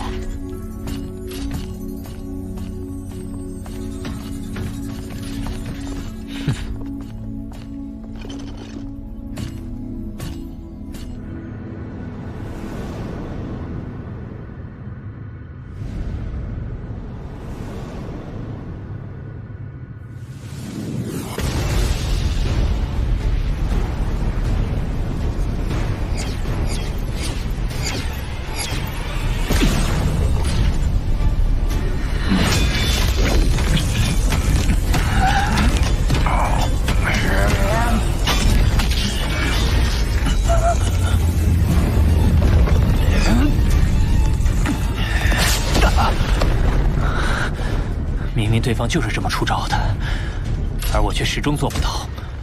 看来一味魔法无法进一步提升，在不能参悟混沌杯的情况下，我必须想出闯过第1层的方法。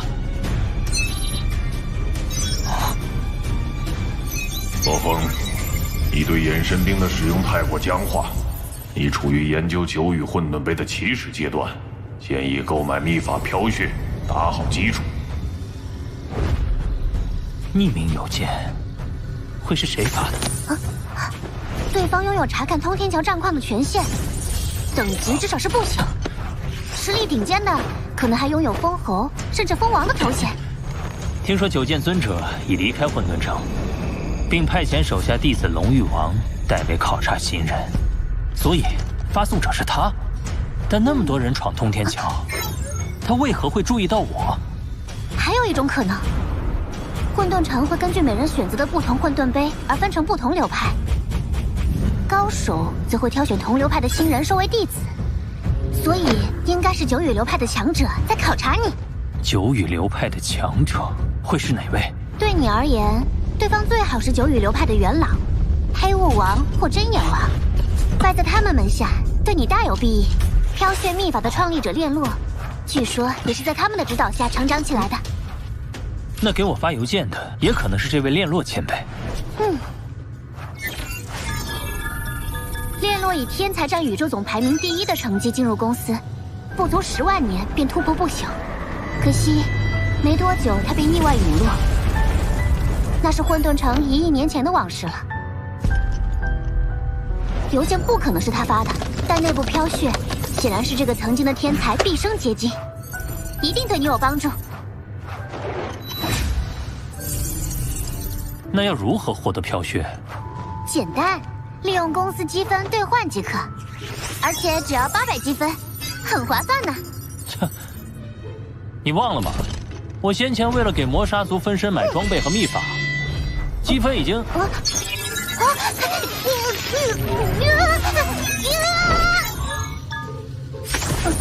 一分不剩，谁让你换那么快？不是你怂恿的吗？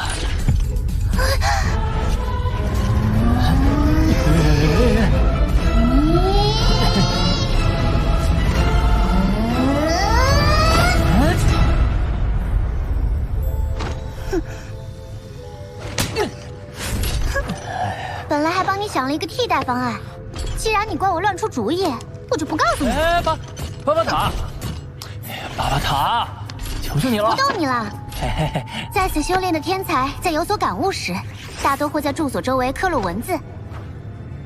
而飘雪的创造者炼洛也曾在此修炼，说不定城内就有他的刻录。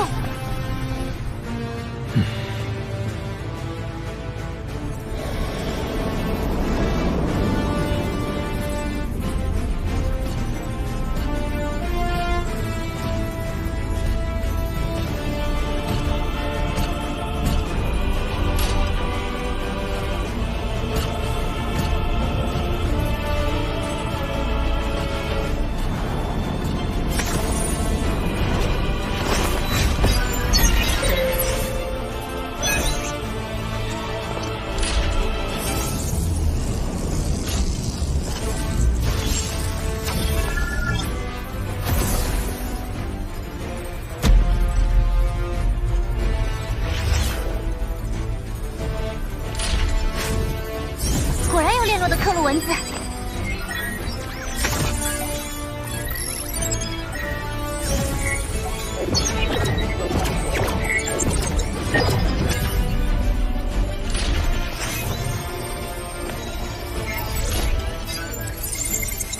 我炼洛历经3000年，终于悟透九羽混沌碑的第1至第3幅图，并创出飘雪秘法。第4至第6幅图的修炼方法，我亦有把握。将来，我必成不朽中的最强者。年少成才，如此自信，倒能理解。问题在于缺少修炼相关的信息。他留下刻录，真的只为炫耀？不，能用3000年时间领悟3幅图，足以看出他并非耐不住性子的人。巴巴塔，能不能根据笔记搜到炼洛的其他刻录文字？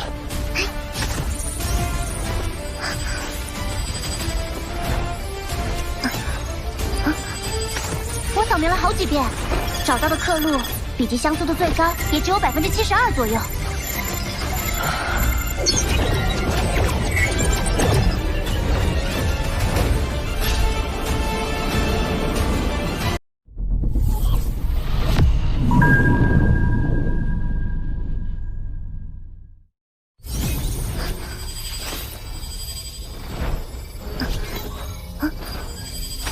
我扫描了好几遍，找到的刻录笔记像素度最高也只有72%左右。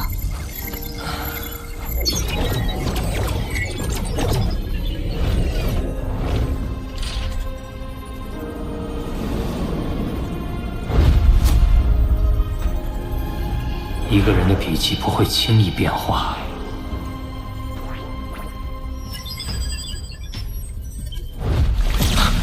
我明白了，笔画的微妙变化是在体现他对混沌碑感悟的加深。从他最后的刻录文字与图画两相对照可见，画中每颗雨滴所蕴含的意境都被炼洛通过笔画表达出来了。如果说九羽混沌碑是在阐述本源法则，那么文字刻录就是在解释如何应用。他并非轻狂自我，他是在用自己的方式指引后人。我要抓紧时间领悟。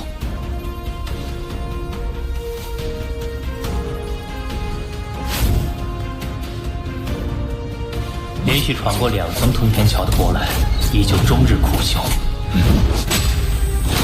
荣勋又得到宇宙国主的垂青，后来居上。而我虽然有炼洛的刻录文字作为参考，但没有飘雪正文的帮助，终究进度缓慢。要闯过通天桥第1层，我必须另想其他办法。他站在这里好一会儿了，一直在看刻录呢。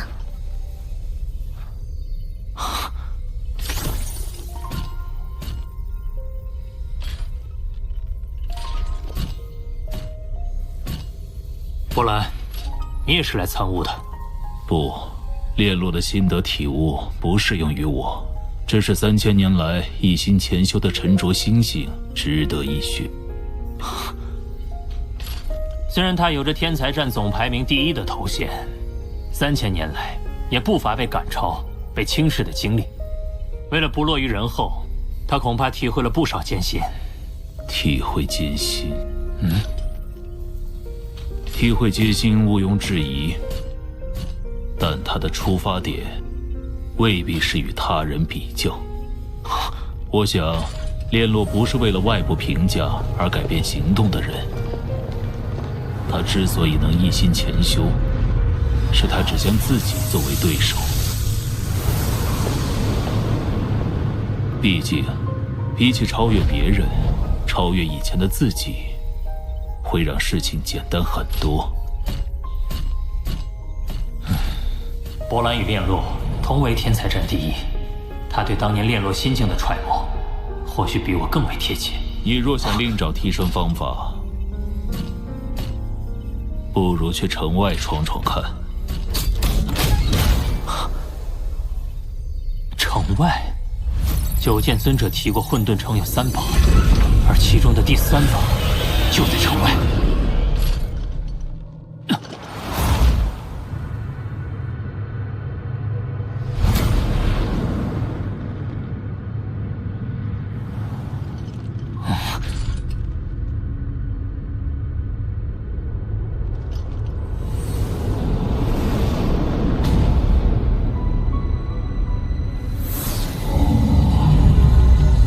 兽，宇宙在初始状态时孕育出的奇异生物，将其核心吸入体内，有助于加快本源法则的领悟，故而又名混沌城第3宝。原来第3宝就是混沌兽。还有最后一句呢。祭出城门，生死自存。哎，这有生命危险。嘶吼声，好强的穿透力！好像是附近星球传来的，宇宙里也能传声？不对，这嘶吼声直击灵魂。能发出这等嘶吼的生物，实力绝不简单。难道？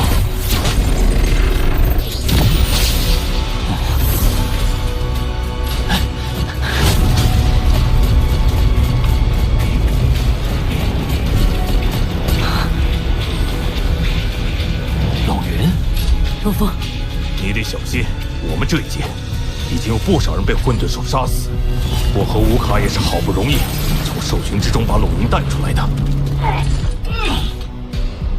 一个让修炼者参悟的圣地，为何盘踞着这么可怕的存在？显然，这是虚拟宇宙公司为了不让手下成员怠于修炼，给予的生存压力。你在城外恐怕不会受到保护了。龙云身受重伤，那我如果只身冒险，恐怕也……比起超越别人，超越以前的自己，会让事情简单很多。龙峰，外面危险，你先等我们。不了，我一个人去。龙峰，龙峰！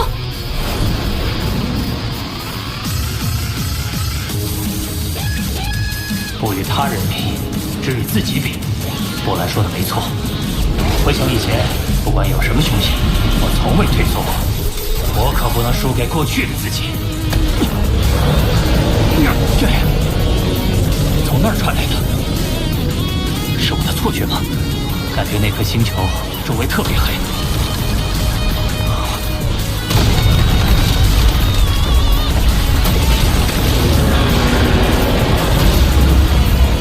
混沌兽。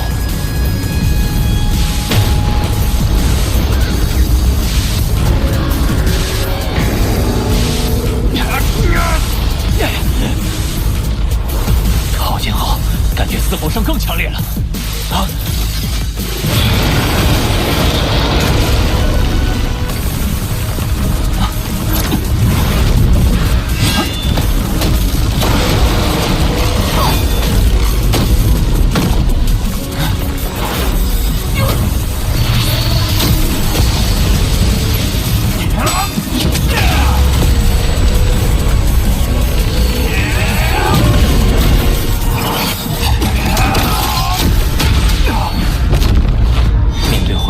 坚硬身躯，此天时收效甚微，甚至还会被抓住破绽，危及性命。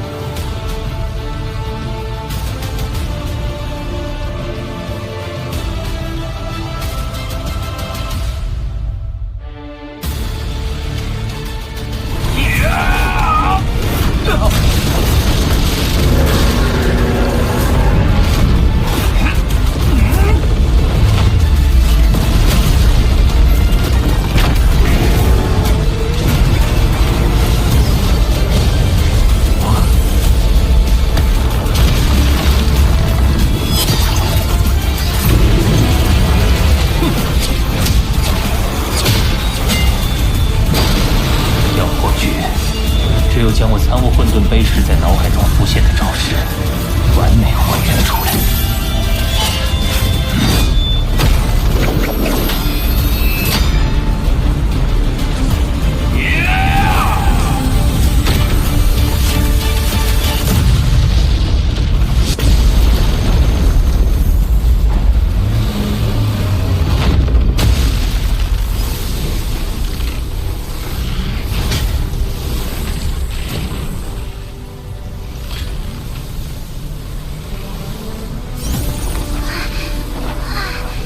这就是混沌兽的核心了。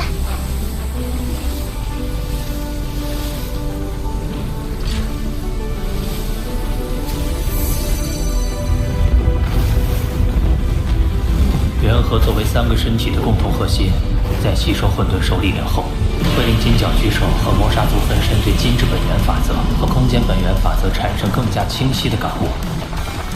人类身体虽略有不及，但也在蜕变中。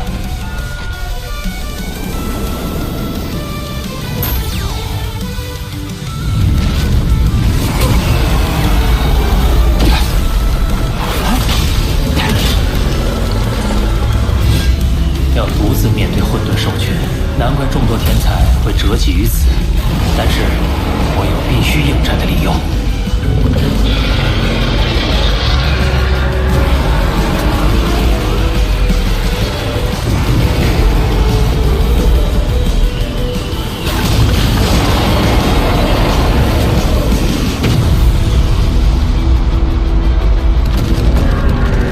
来吧！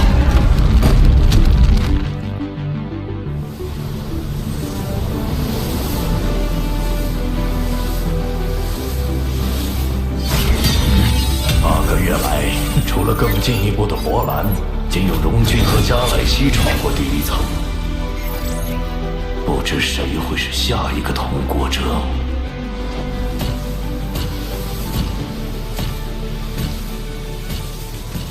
你终于来了。加莱西刚闯过第1层就张扬起来，也许是天才战时期被罗峰击杀过，怀恨在心吧。最近他一直强调自己现在能轻取罗峰。这是通天桥的实时测试数据。罗峰，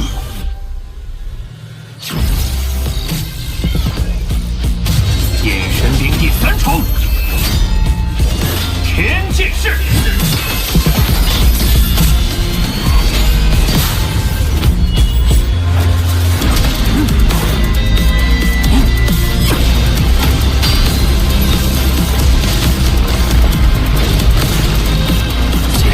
剑士仍旧不如你施展的灵活，但我能利用领域强化眼神兵的威力。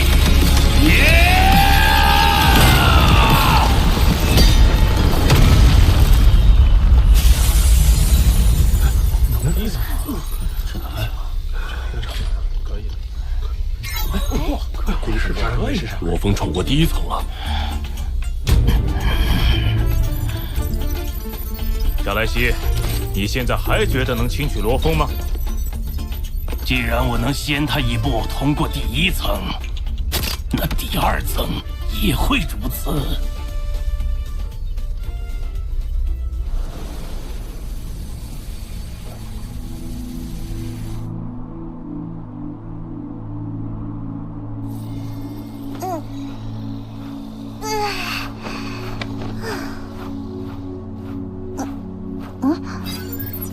想和你比，谁能更快通过第2层？帮我回绝他，比试反而会打乱我的节奏。除了正文，还有一段附赠留言，应该是系统甄别到你购买飘血之后自动发送的。飘血秘法开创者炼洛，是我真眼子授课以来天赋最为出类拔萃的弟子。自他陨落于魔山后，我便将炼洛开创的飘血秘法尽数整理完成，共计110册。炼洛深蕴，我指望他的毕生心血能流传于后世。你愿依照建议购买飘血，我深感欣慰。望你今后勤加修炼，让秘法传承不断。留言对你依照建议购买飘血的行为表示欣慰。看来当初匿名邮件的发送者就是真眼王。亲自为炼洛前辈整理秘法，又在之后热心提点新人，只为将弟子的秘法流传下来。这是师徒2人的共同心血，我一定不能辜负。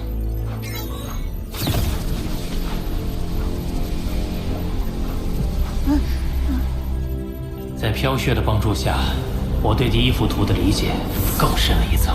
看似复杂的电脑编码，究其本质，也就是2进制代码。同理，宇宙本源法则在飘血的剖析下，分解出了108种玄妙。它就像是108进制代码，是构成本源法则的根本。我与分身同时参悟，提升会加快，但总体进度仍旧缓慢。歇歇吧，要无头胎至少要千百年。重组母巢不知何时会苏醒，我能做的只有不断参悟。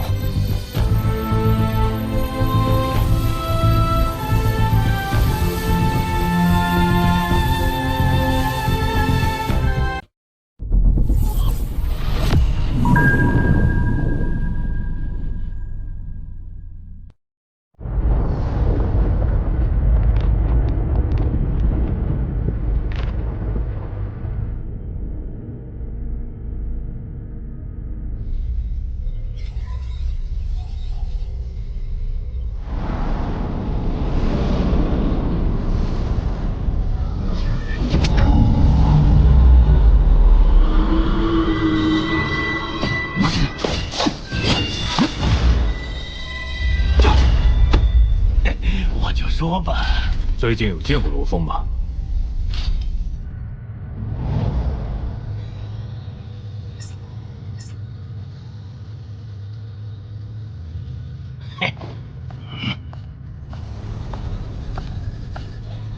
你看，我早就说过会先罗峰一步通过第2层，他深知敌不过我而回避与我比试，也算是有自知之明。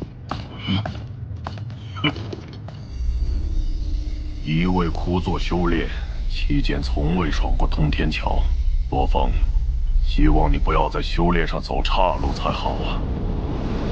我日复一日的修炼，仿佛在追逐一个永远无法到达的彼岸。虽然无异于他人竞争，但我避不开的是漫长时间的洗礼。即便有我提供延寿药物，有限的数量，加上个人禀赋不同，并非所有人都能挺过去。不过，妈，我们出去了。罗平，你快点！聒噪。走了。人会在时间引领下走向终点，但同时，好，时间也带来了新生。后来，我的购买渠道得以拓宽，我的家人得以保持着从前的样子。妖娆、冰山和野兽也同样收到了大哥从宇宙寄来的延寿药物。如今，在我无法触及的宇宙另一端，他们一直努力着，生活着。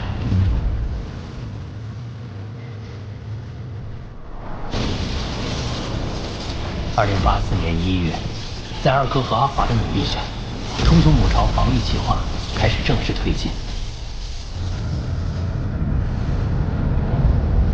2086年3月1日，地球联邦通过开拓领土的决议，各大基地市开始向外扩建。2088年，人类生存范围进一步扩大，陆地怪兽成为武者试炼对象。还有部分武者则选择征战星空。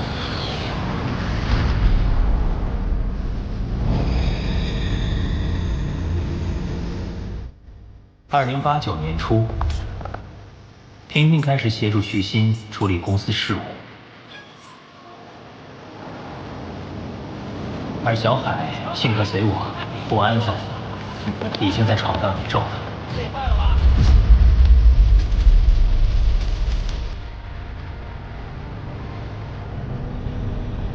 2091年，精英训练营将天才培养目标上调为行星级。2092年，吴大国正式进军海域。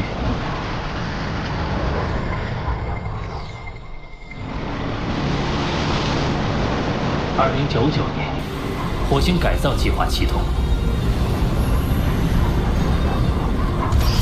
石江、赵若，还有妖娆亲卫将成为火星的第一批移民。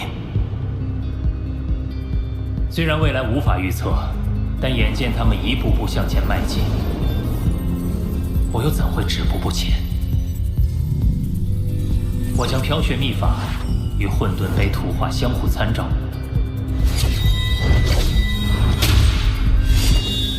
经过多年沉淀，无论是对本源法则的领悟，还是招式的运用，我都有了长足进步。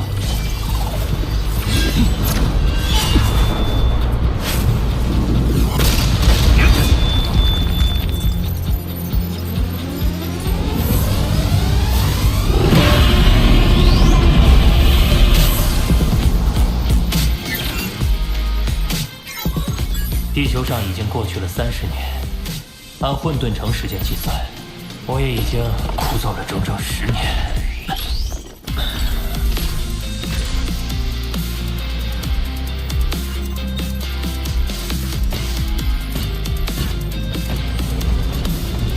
在你闭关之后，我们几个排前10的，还有加莱西，都闯过了通天桥第2层，而你在10年以来完全销声匿迹，所以很多人在质疑你的实力。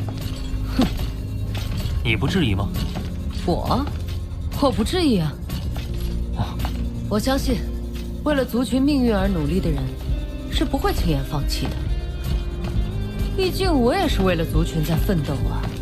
我家那老爹呀，严格的要死，整天就知道逼我修炼，还学什么皇族礼仪。哎，这比修炼还要我命。哎，我的实力是高是低，很快就能揭晓。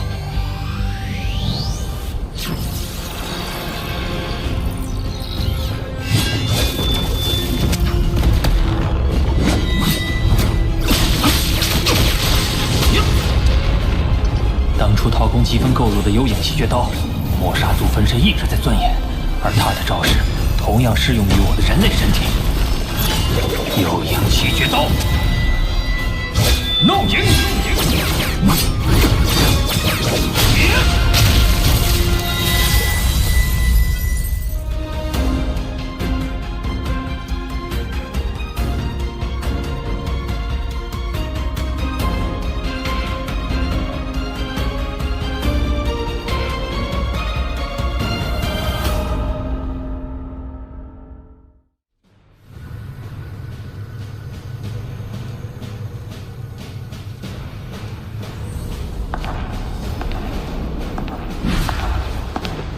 新人的考察工作要告一段落了，博兰和龙君的表现都很亮眼。龙玉，来，喝一杯。不喝了，我还有公事呢。跟你喝起来，我哪还走得了啊？那我自己喝。你看好的罗峰都落在后面了，我向九剑尊者报告的时候，可不好解释啊。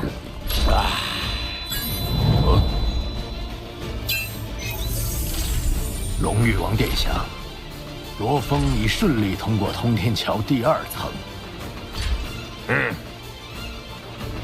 虽然闯过第2层，但与天才战前10的其他人相比，进度落后了数年，并不值得称道。属下认为，罗峰的通过方式值得关注。他选择的对手是武者，即便是强者，也难以兼顾近战和远程。身为精神念师，却能以近身战通过第2层，这份成绩的含金量，可比其他通过者高得多吧？两位，系统显示罗峰正以掌控者为对手，开始闯第3层。此前只有博兰能接连闯过第1、第2层。结合历届的考核情况来看，罗峰接连闯过第2、第3层的几率微乎其微。而一旦通过，就是前所未有的壮举。哎呦！过去了，这么他也过去了，觉得他是过去了。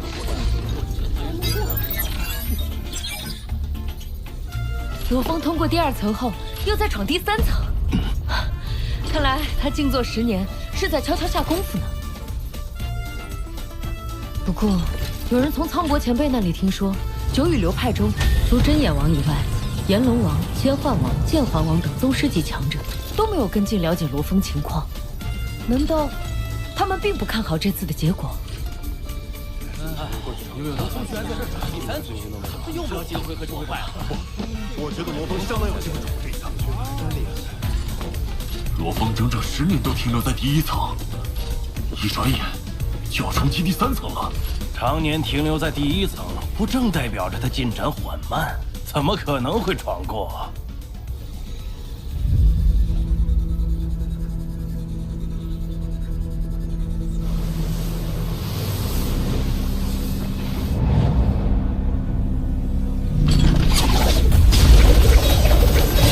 能将9柄金剑合为1柄，他的实力果然比第1层时强大不少。不过这招我也会。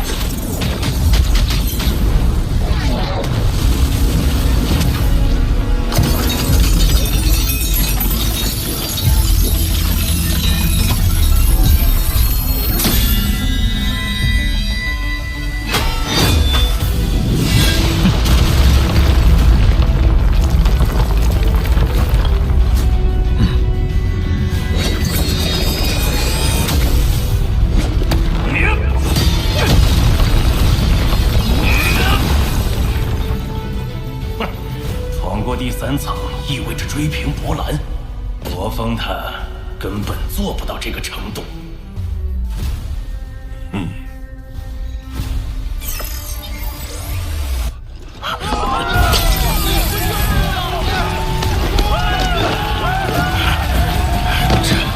这不可能！罗峰，多年来，我有宇宙国主之道。还有仅次于博兰的主观速度，所以我的目标只有一个，那就是超越博兰。从来没有设想过被其他人超越的可能，这是一次惊醒。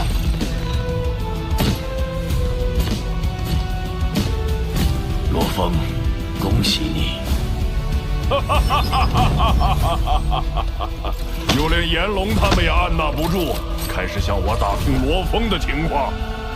龙玉，这下你该相信我的判断了吧？考察新人这么久，竟然没你看得准。放心吧，今日之事，我会将最新的结论报给九剑尊者。本届天才中，罗峰在通天桥的成绩与博兰比肩，并列第1。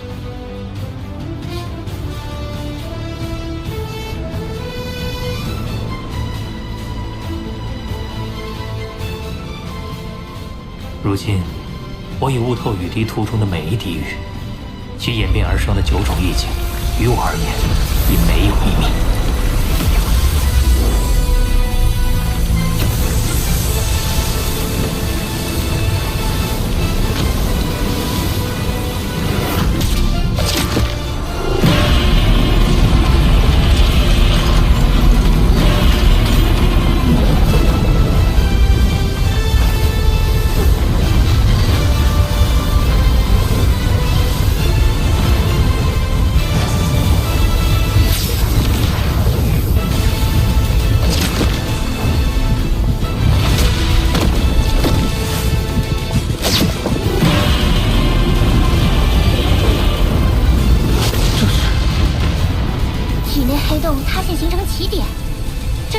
世界突破至域主级的标志。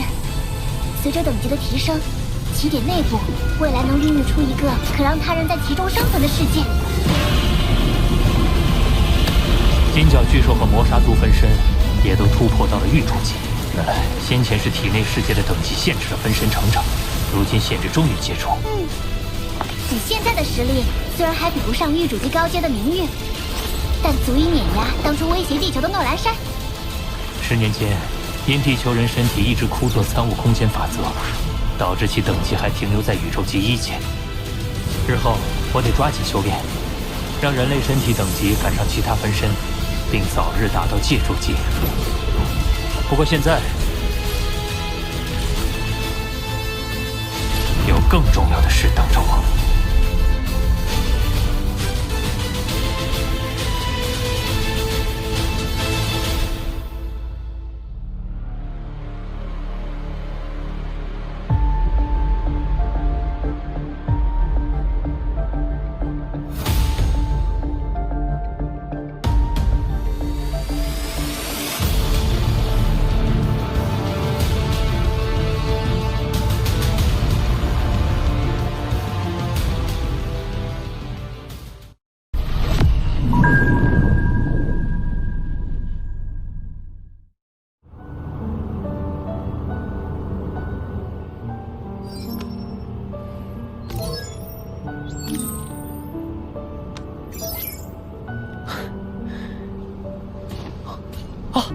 爸！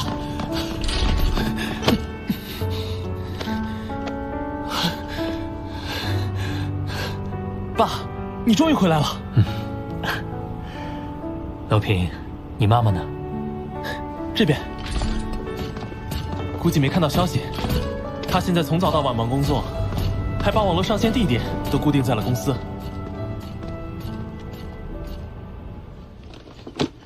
虽然商部业务往来不是我的主要工作，但据我所知，要在完全具备经营自主权的前提下，成为虚拟宇宙公司的子公司极其罕见。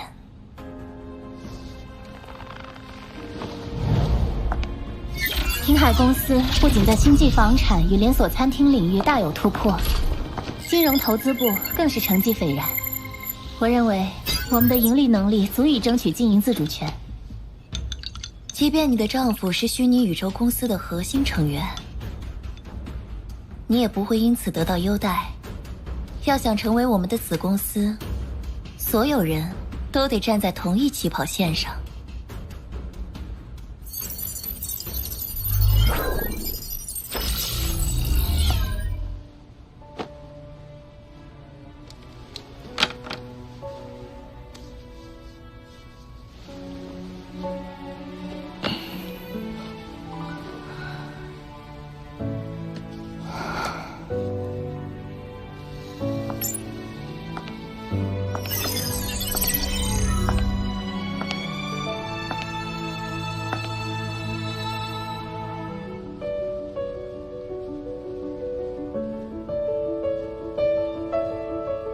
陆枫，许昕，我回来了。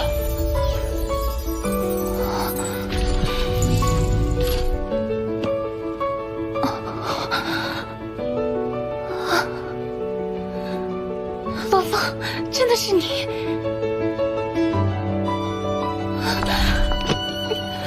你知道你多久没回来了吗？30年了。对不起，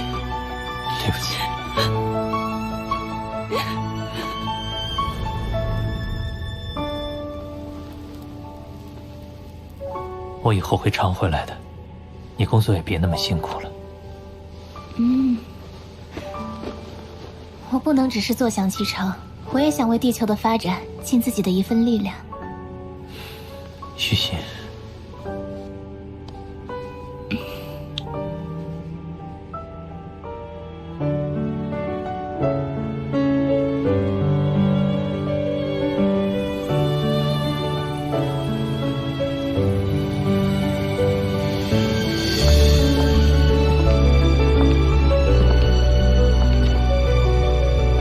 银河领主罗峰，我会成为你最好的帮手。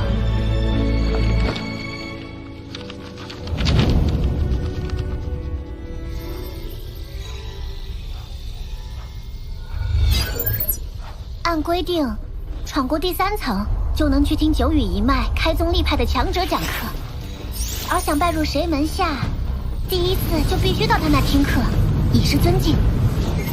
炎龙王都发邮件暗示你了，这可是板上钉钉的大好机会。但先前指点我突破的是真眼王，他不过是匿名提点了你。据说真眼王自弟子炼落陨落后，1亿年来都没再收徒，且向来我行我素。你要是上门拜师，他不收，之后你就再难拜入其他人门下了。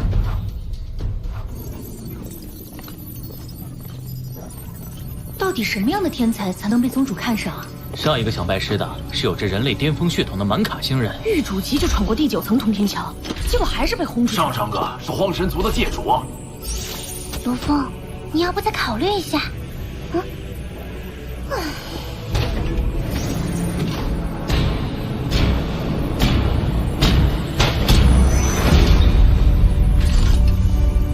他就是真眼王。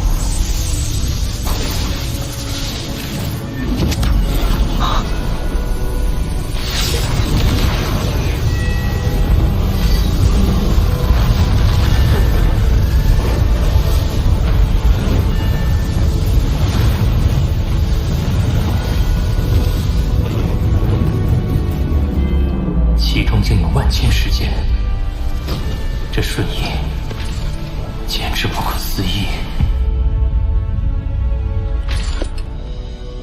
今天要讲的是九羽混沌杯的基础，第一幅图的根本法则运转应是如此。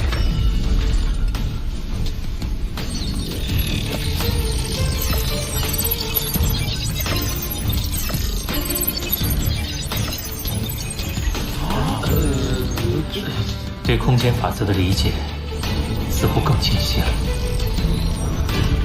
刚来混沌城时，我只是个连通天桥第1层都闯不过的新人，多亏真眼王，才让我在参悟出世就走上正确的道路。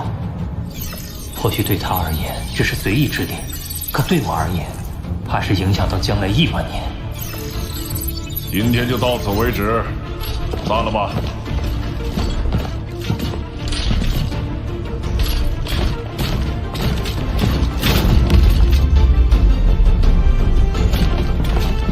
拜师吧？没可能。听说真眼王早就不打算收徒了。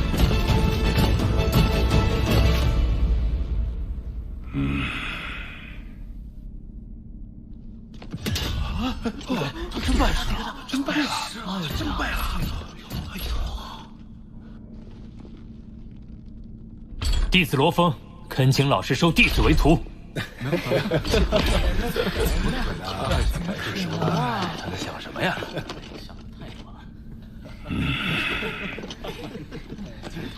我不收徒已经1万纪元了。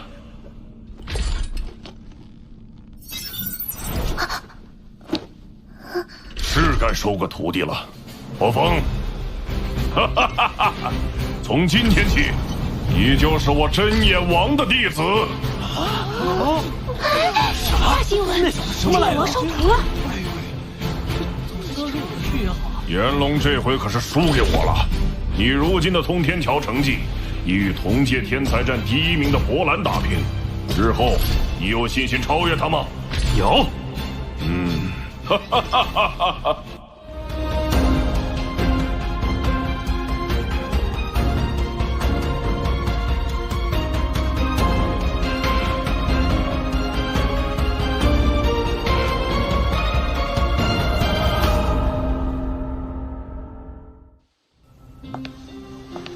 谈判到现在，他们还这么严苛，真的不考虑跟宇宙第一银行合作吗？再等等。虚拟宇宙公司答应了经营自主权的要求，并且给到了净资产8倍的报价。太好了，不过按照当前平海的净资产，只能算是其3级子公司。要想被吸纳进虚拟宇宙公司核心，平海必须得升到2级。这2级子公司的净资产得达到10万混元，都能买下上千万颗地球了。平海若是能得到虚拟宇宙公司重视，日后地球就可有更多倚仗。我们可以做到的，一路走到这儿，不已经充满奇迹了吗？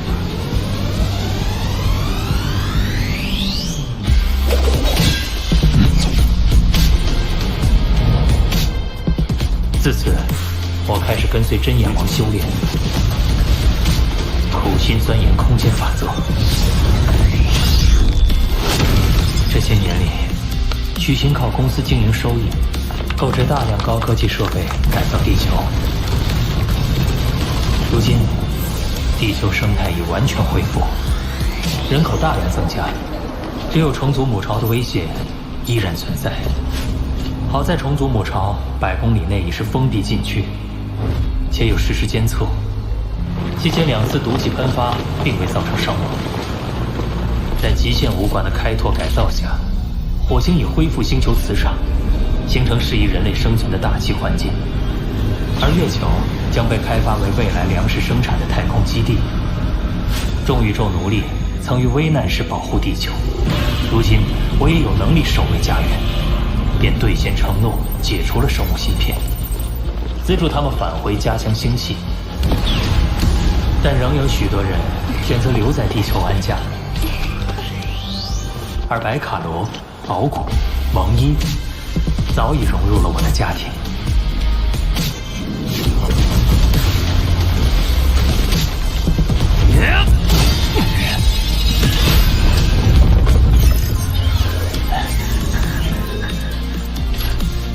二哥得到卡布借主的传承，已修炼至恒星级9阶，正为突破宇宙级做准备。大哥长期闭关训练，只偶尔发邮件报平安。大家都在尽其所能努力前行。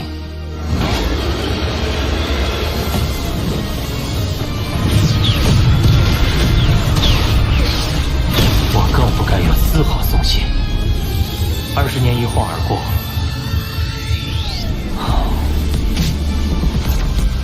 在老师的教导下，我对宇宙本源法则有了更深的理解。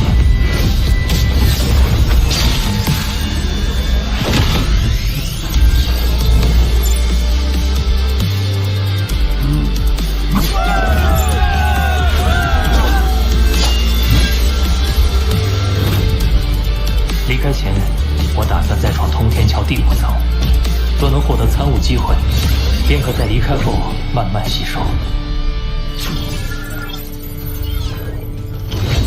天神兵第4招，大抢复攻。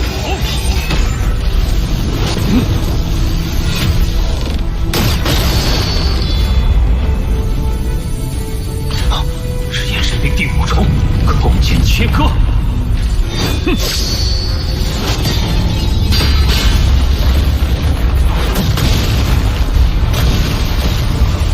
但第5重可不一定比第4重强。9重结合，循环一体。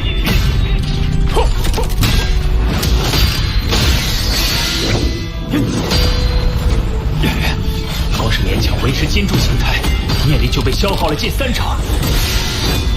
我明明已将于地图悟透，为何还如此被动？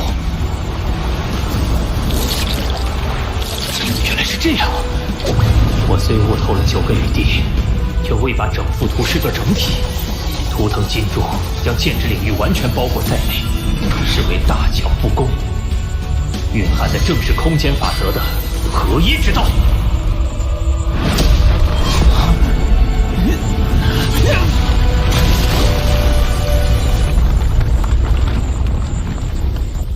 儿在海中多顺水而游，那罗峰已经能在宇宙空间这一海水中，通过影响海水来压迫对手了。从顺空间到影响空间，是了不起的进步。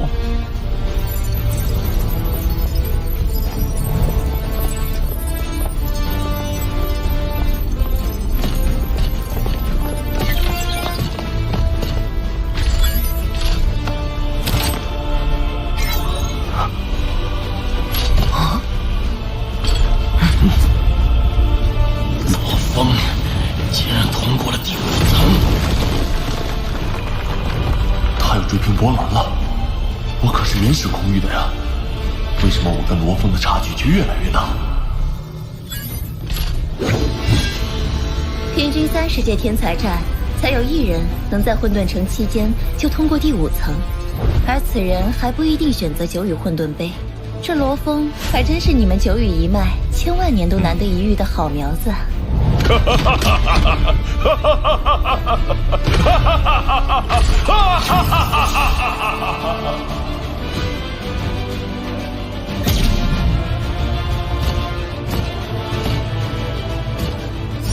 我来通过第6层。若不是他选择了最艰深的宇宙混沌杯，钻研时间空间双法则，应该早就能闯过第6层。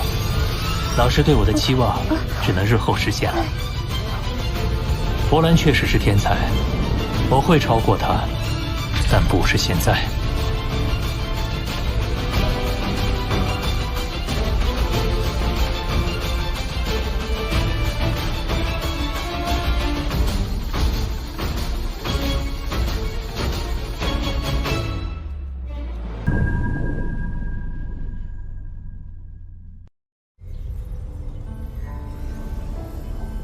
你在混沌城基础修炼的30年已经结束，接下来将前往太初空域。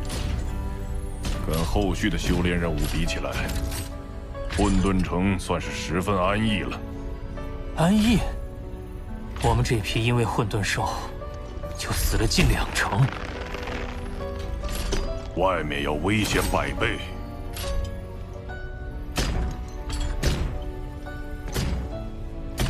恐怕只需100年，你们就死的只剩1半了。所以你一定要小心。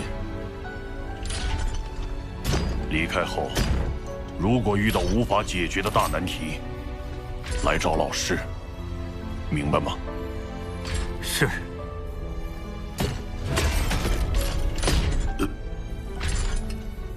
谢老师20年的教导。去吧。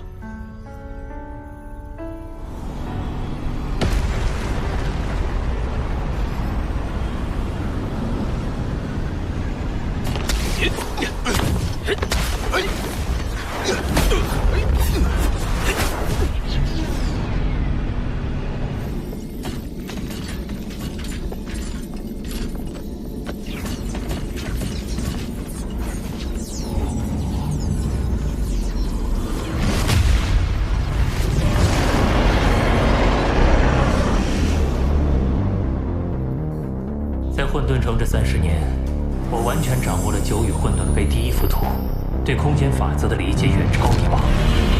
金角巨兽和谋杀图分身也达到了御主级6级。将来抵达太初空域后，我得继续努力修炼提升，好尽早解除虫族母巢对地球的威胁。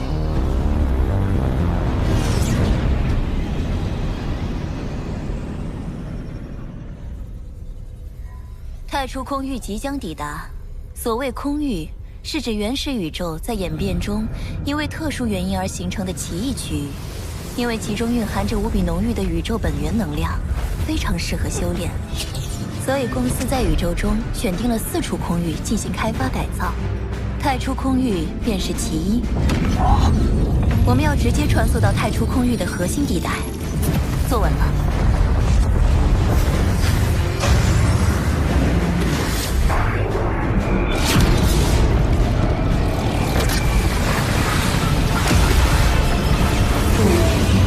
4、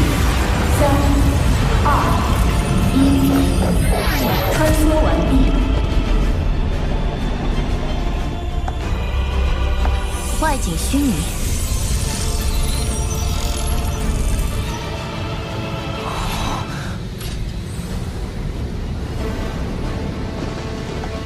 这里最大直径为500万光年，充满无数奇妙的天体与生物，以及危险的修炼之地。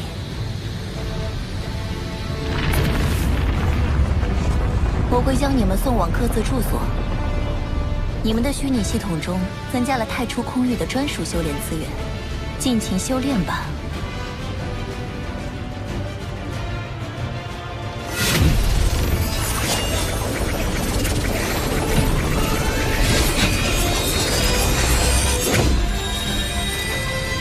本以为进入太初空域，我的修炼会突飞猛进，却没想到恰恰相反。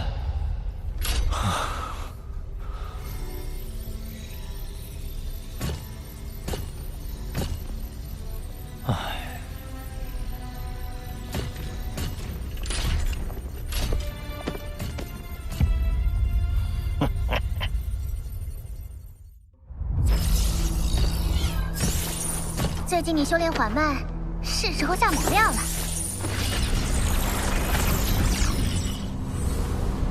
主人的5大不朽仆从中，以博科多对念力冰系的造诣最深。他当年可是令一方宇宙闻风丧胆的狱卒杀手。狱卒在宇宙边陲有一处奇险之地，其环境险恶，堪称宇宙之最。被称为狱。在此诞生者，虽外貌与生命本质各异，但皆统称为狱卒。博科多诞生后，因仇视外族，因此成为狱卒杀手。后刺杀主人未果，被主人强大的力量收为仆从。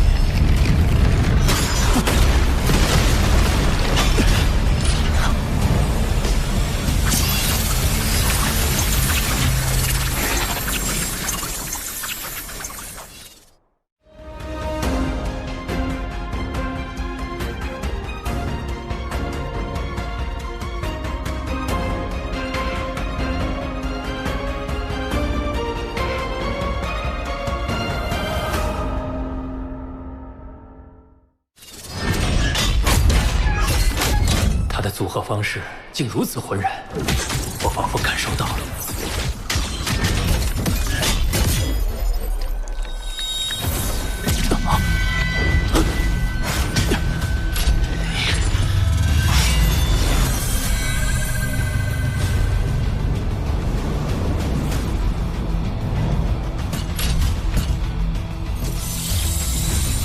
我将组合速度放慢了100倍。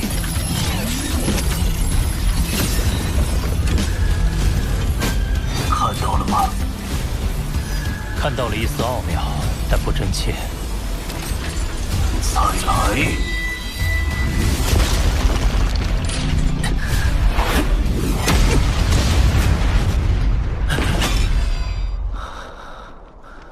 3725次，我无限接近那丝奥妙，却为何始终无法冲破？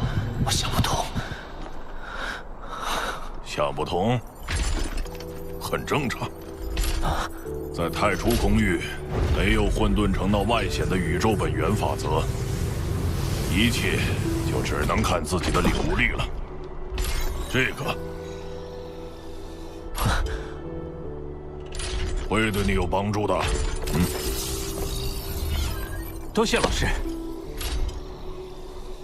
时空随笔，时空随笔乃九羽混沌杯创造者所书，记录其创造混沌杯时所得所感，合为10829种秘法心得，与9幅图相互映照，可助参悟。本秘法共分9册，兑换全套的积分为1000亿。放心，公司为修炼者留下一个缺口，分册购买，前2册只需要1万积分。正好，之前闯通天桥攒下了3万多积分。下单成功，您的订单还有3秒送达。3、2、1。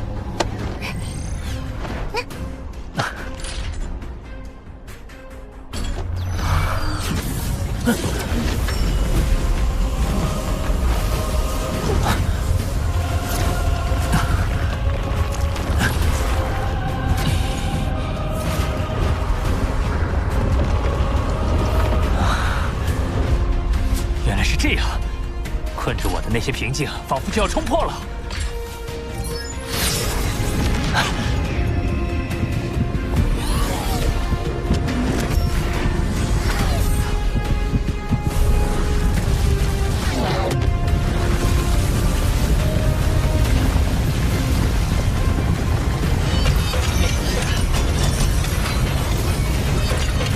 终于透彻了，妙，妙！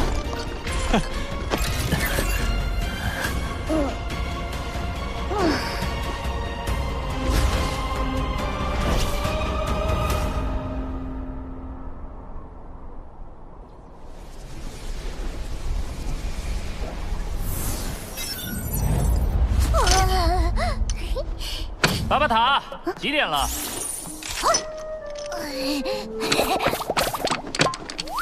什么几点了？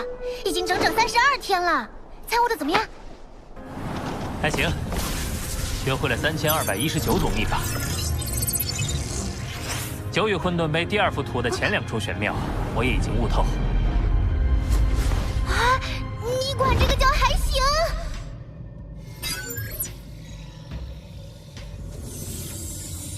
巴巴塔，帮我查询修炼世界的讯息。好。修炼任务是以真身前往危险的修炼世界，完成公司安排的特殊任务。任务分为5个级别：安全级，死亡率为0；普通级，死亡率为10%；困难级，死亡率为20%；危险级，死亡率为50%；绝境级，死亡率为90%。难度越高，积分也就越高。第1次执行任务，一般会选择普通级和困难级。这是你，巴巴塔，介绍一下血落世界吧。血落世界是太初空域孕育早期便存在的古老大陆，其中强者无数，且形成了自己独特的语言、文化和修炼文明。因为其历史遗留问题，他们极度排外，遇到异族格杀勿论。如果完成2项任务，就可获得11万积分。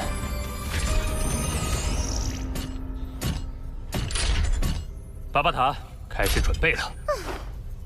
好。血落世界强者众多，你必须也提高到宇宙级的极限，增加存活率。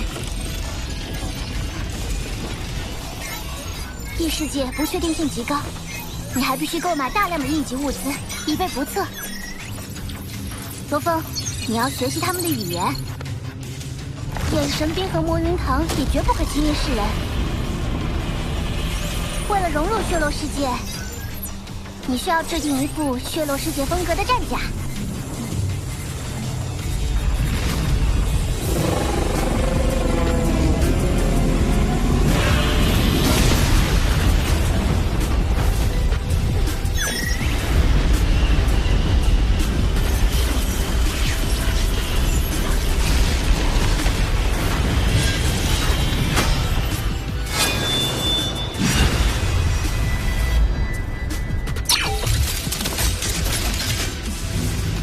的都做了，接下来就完全靠你自己了。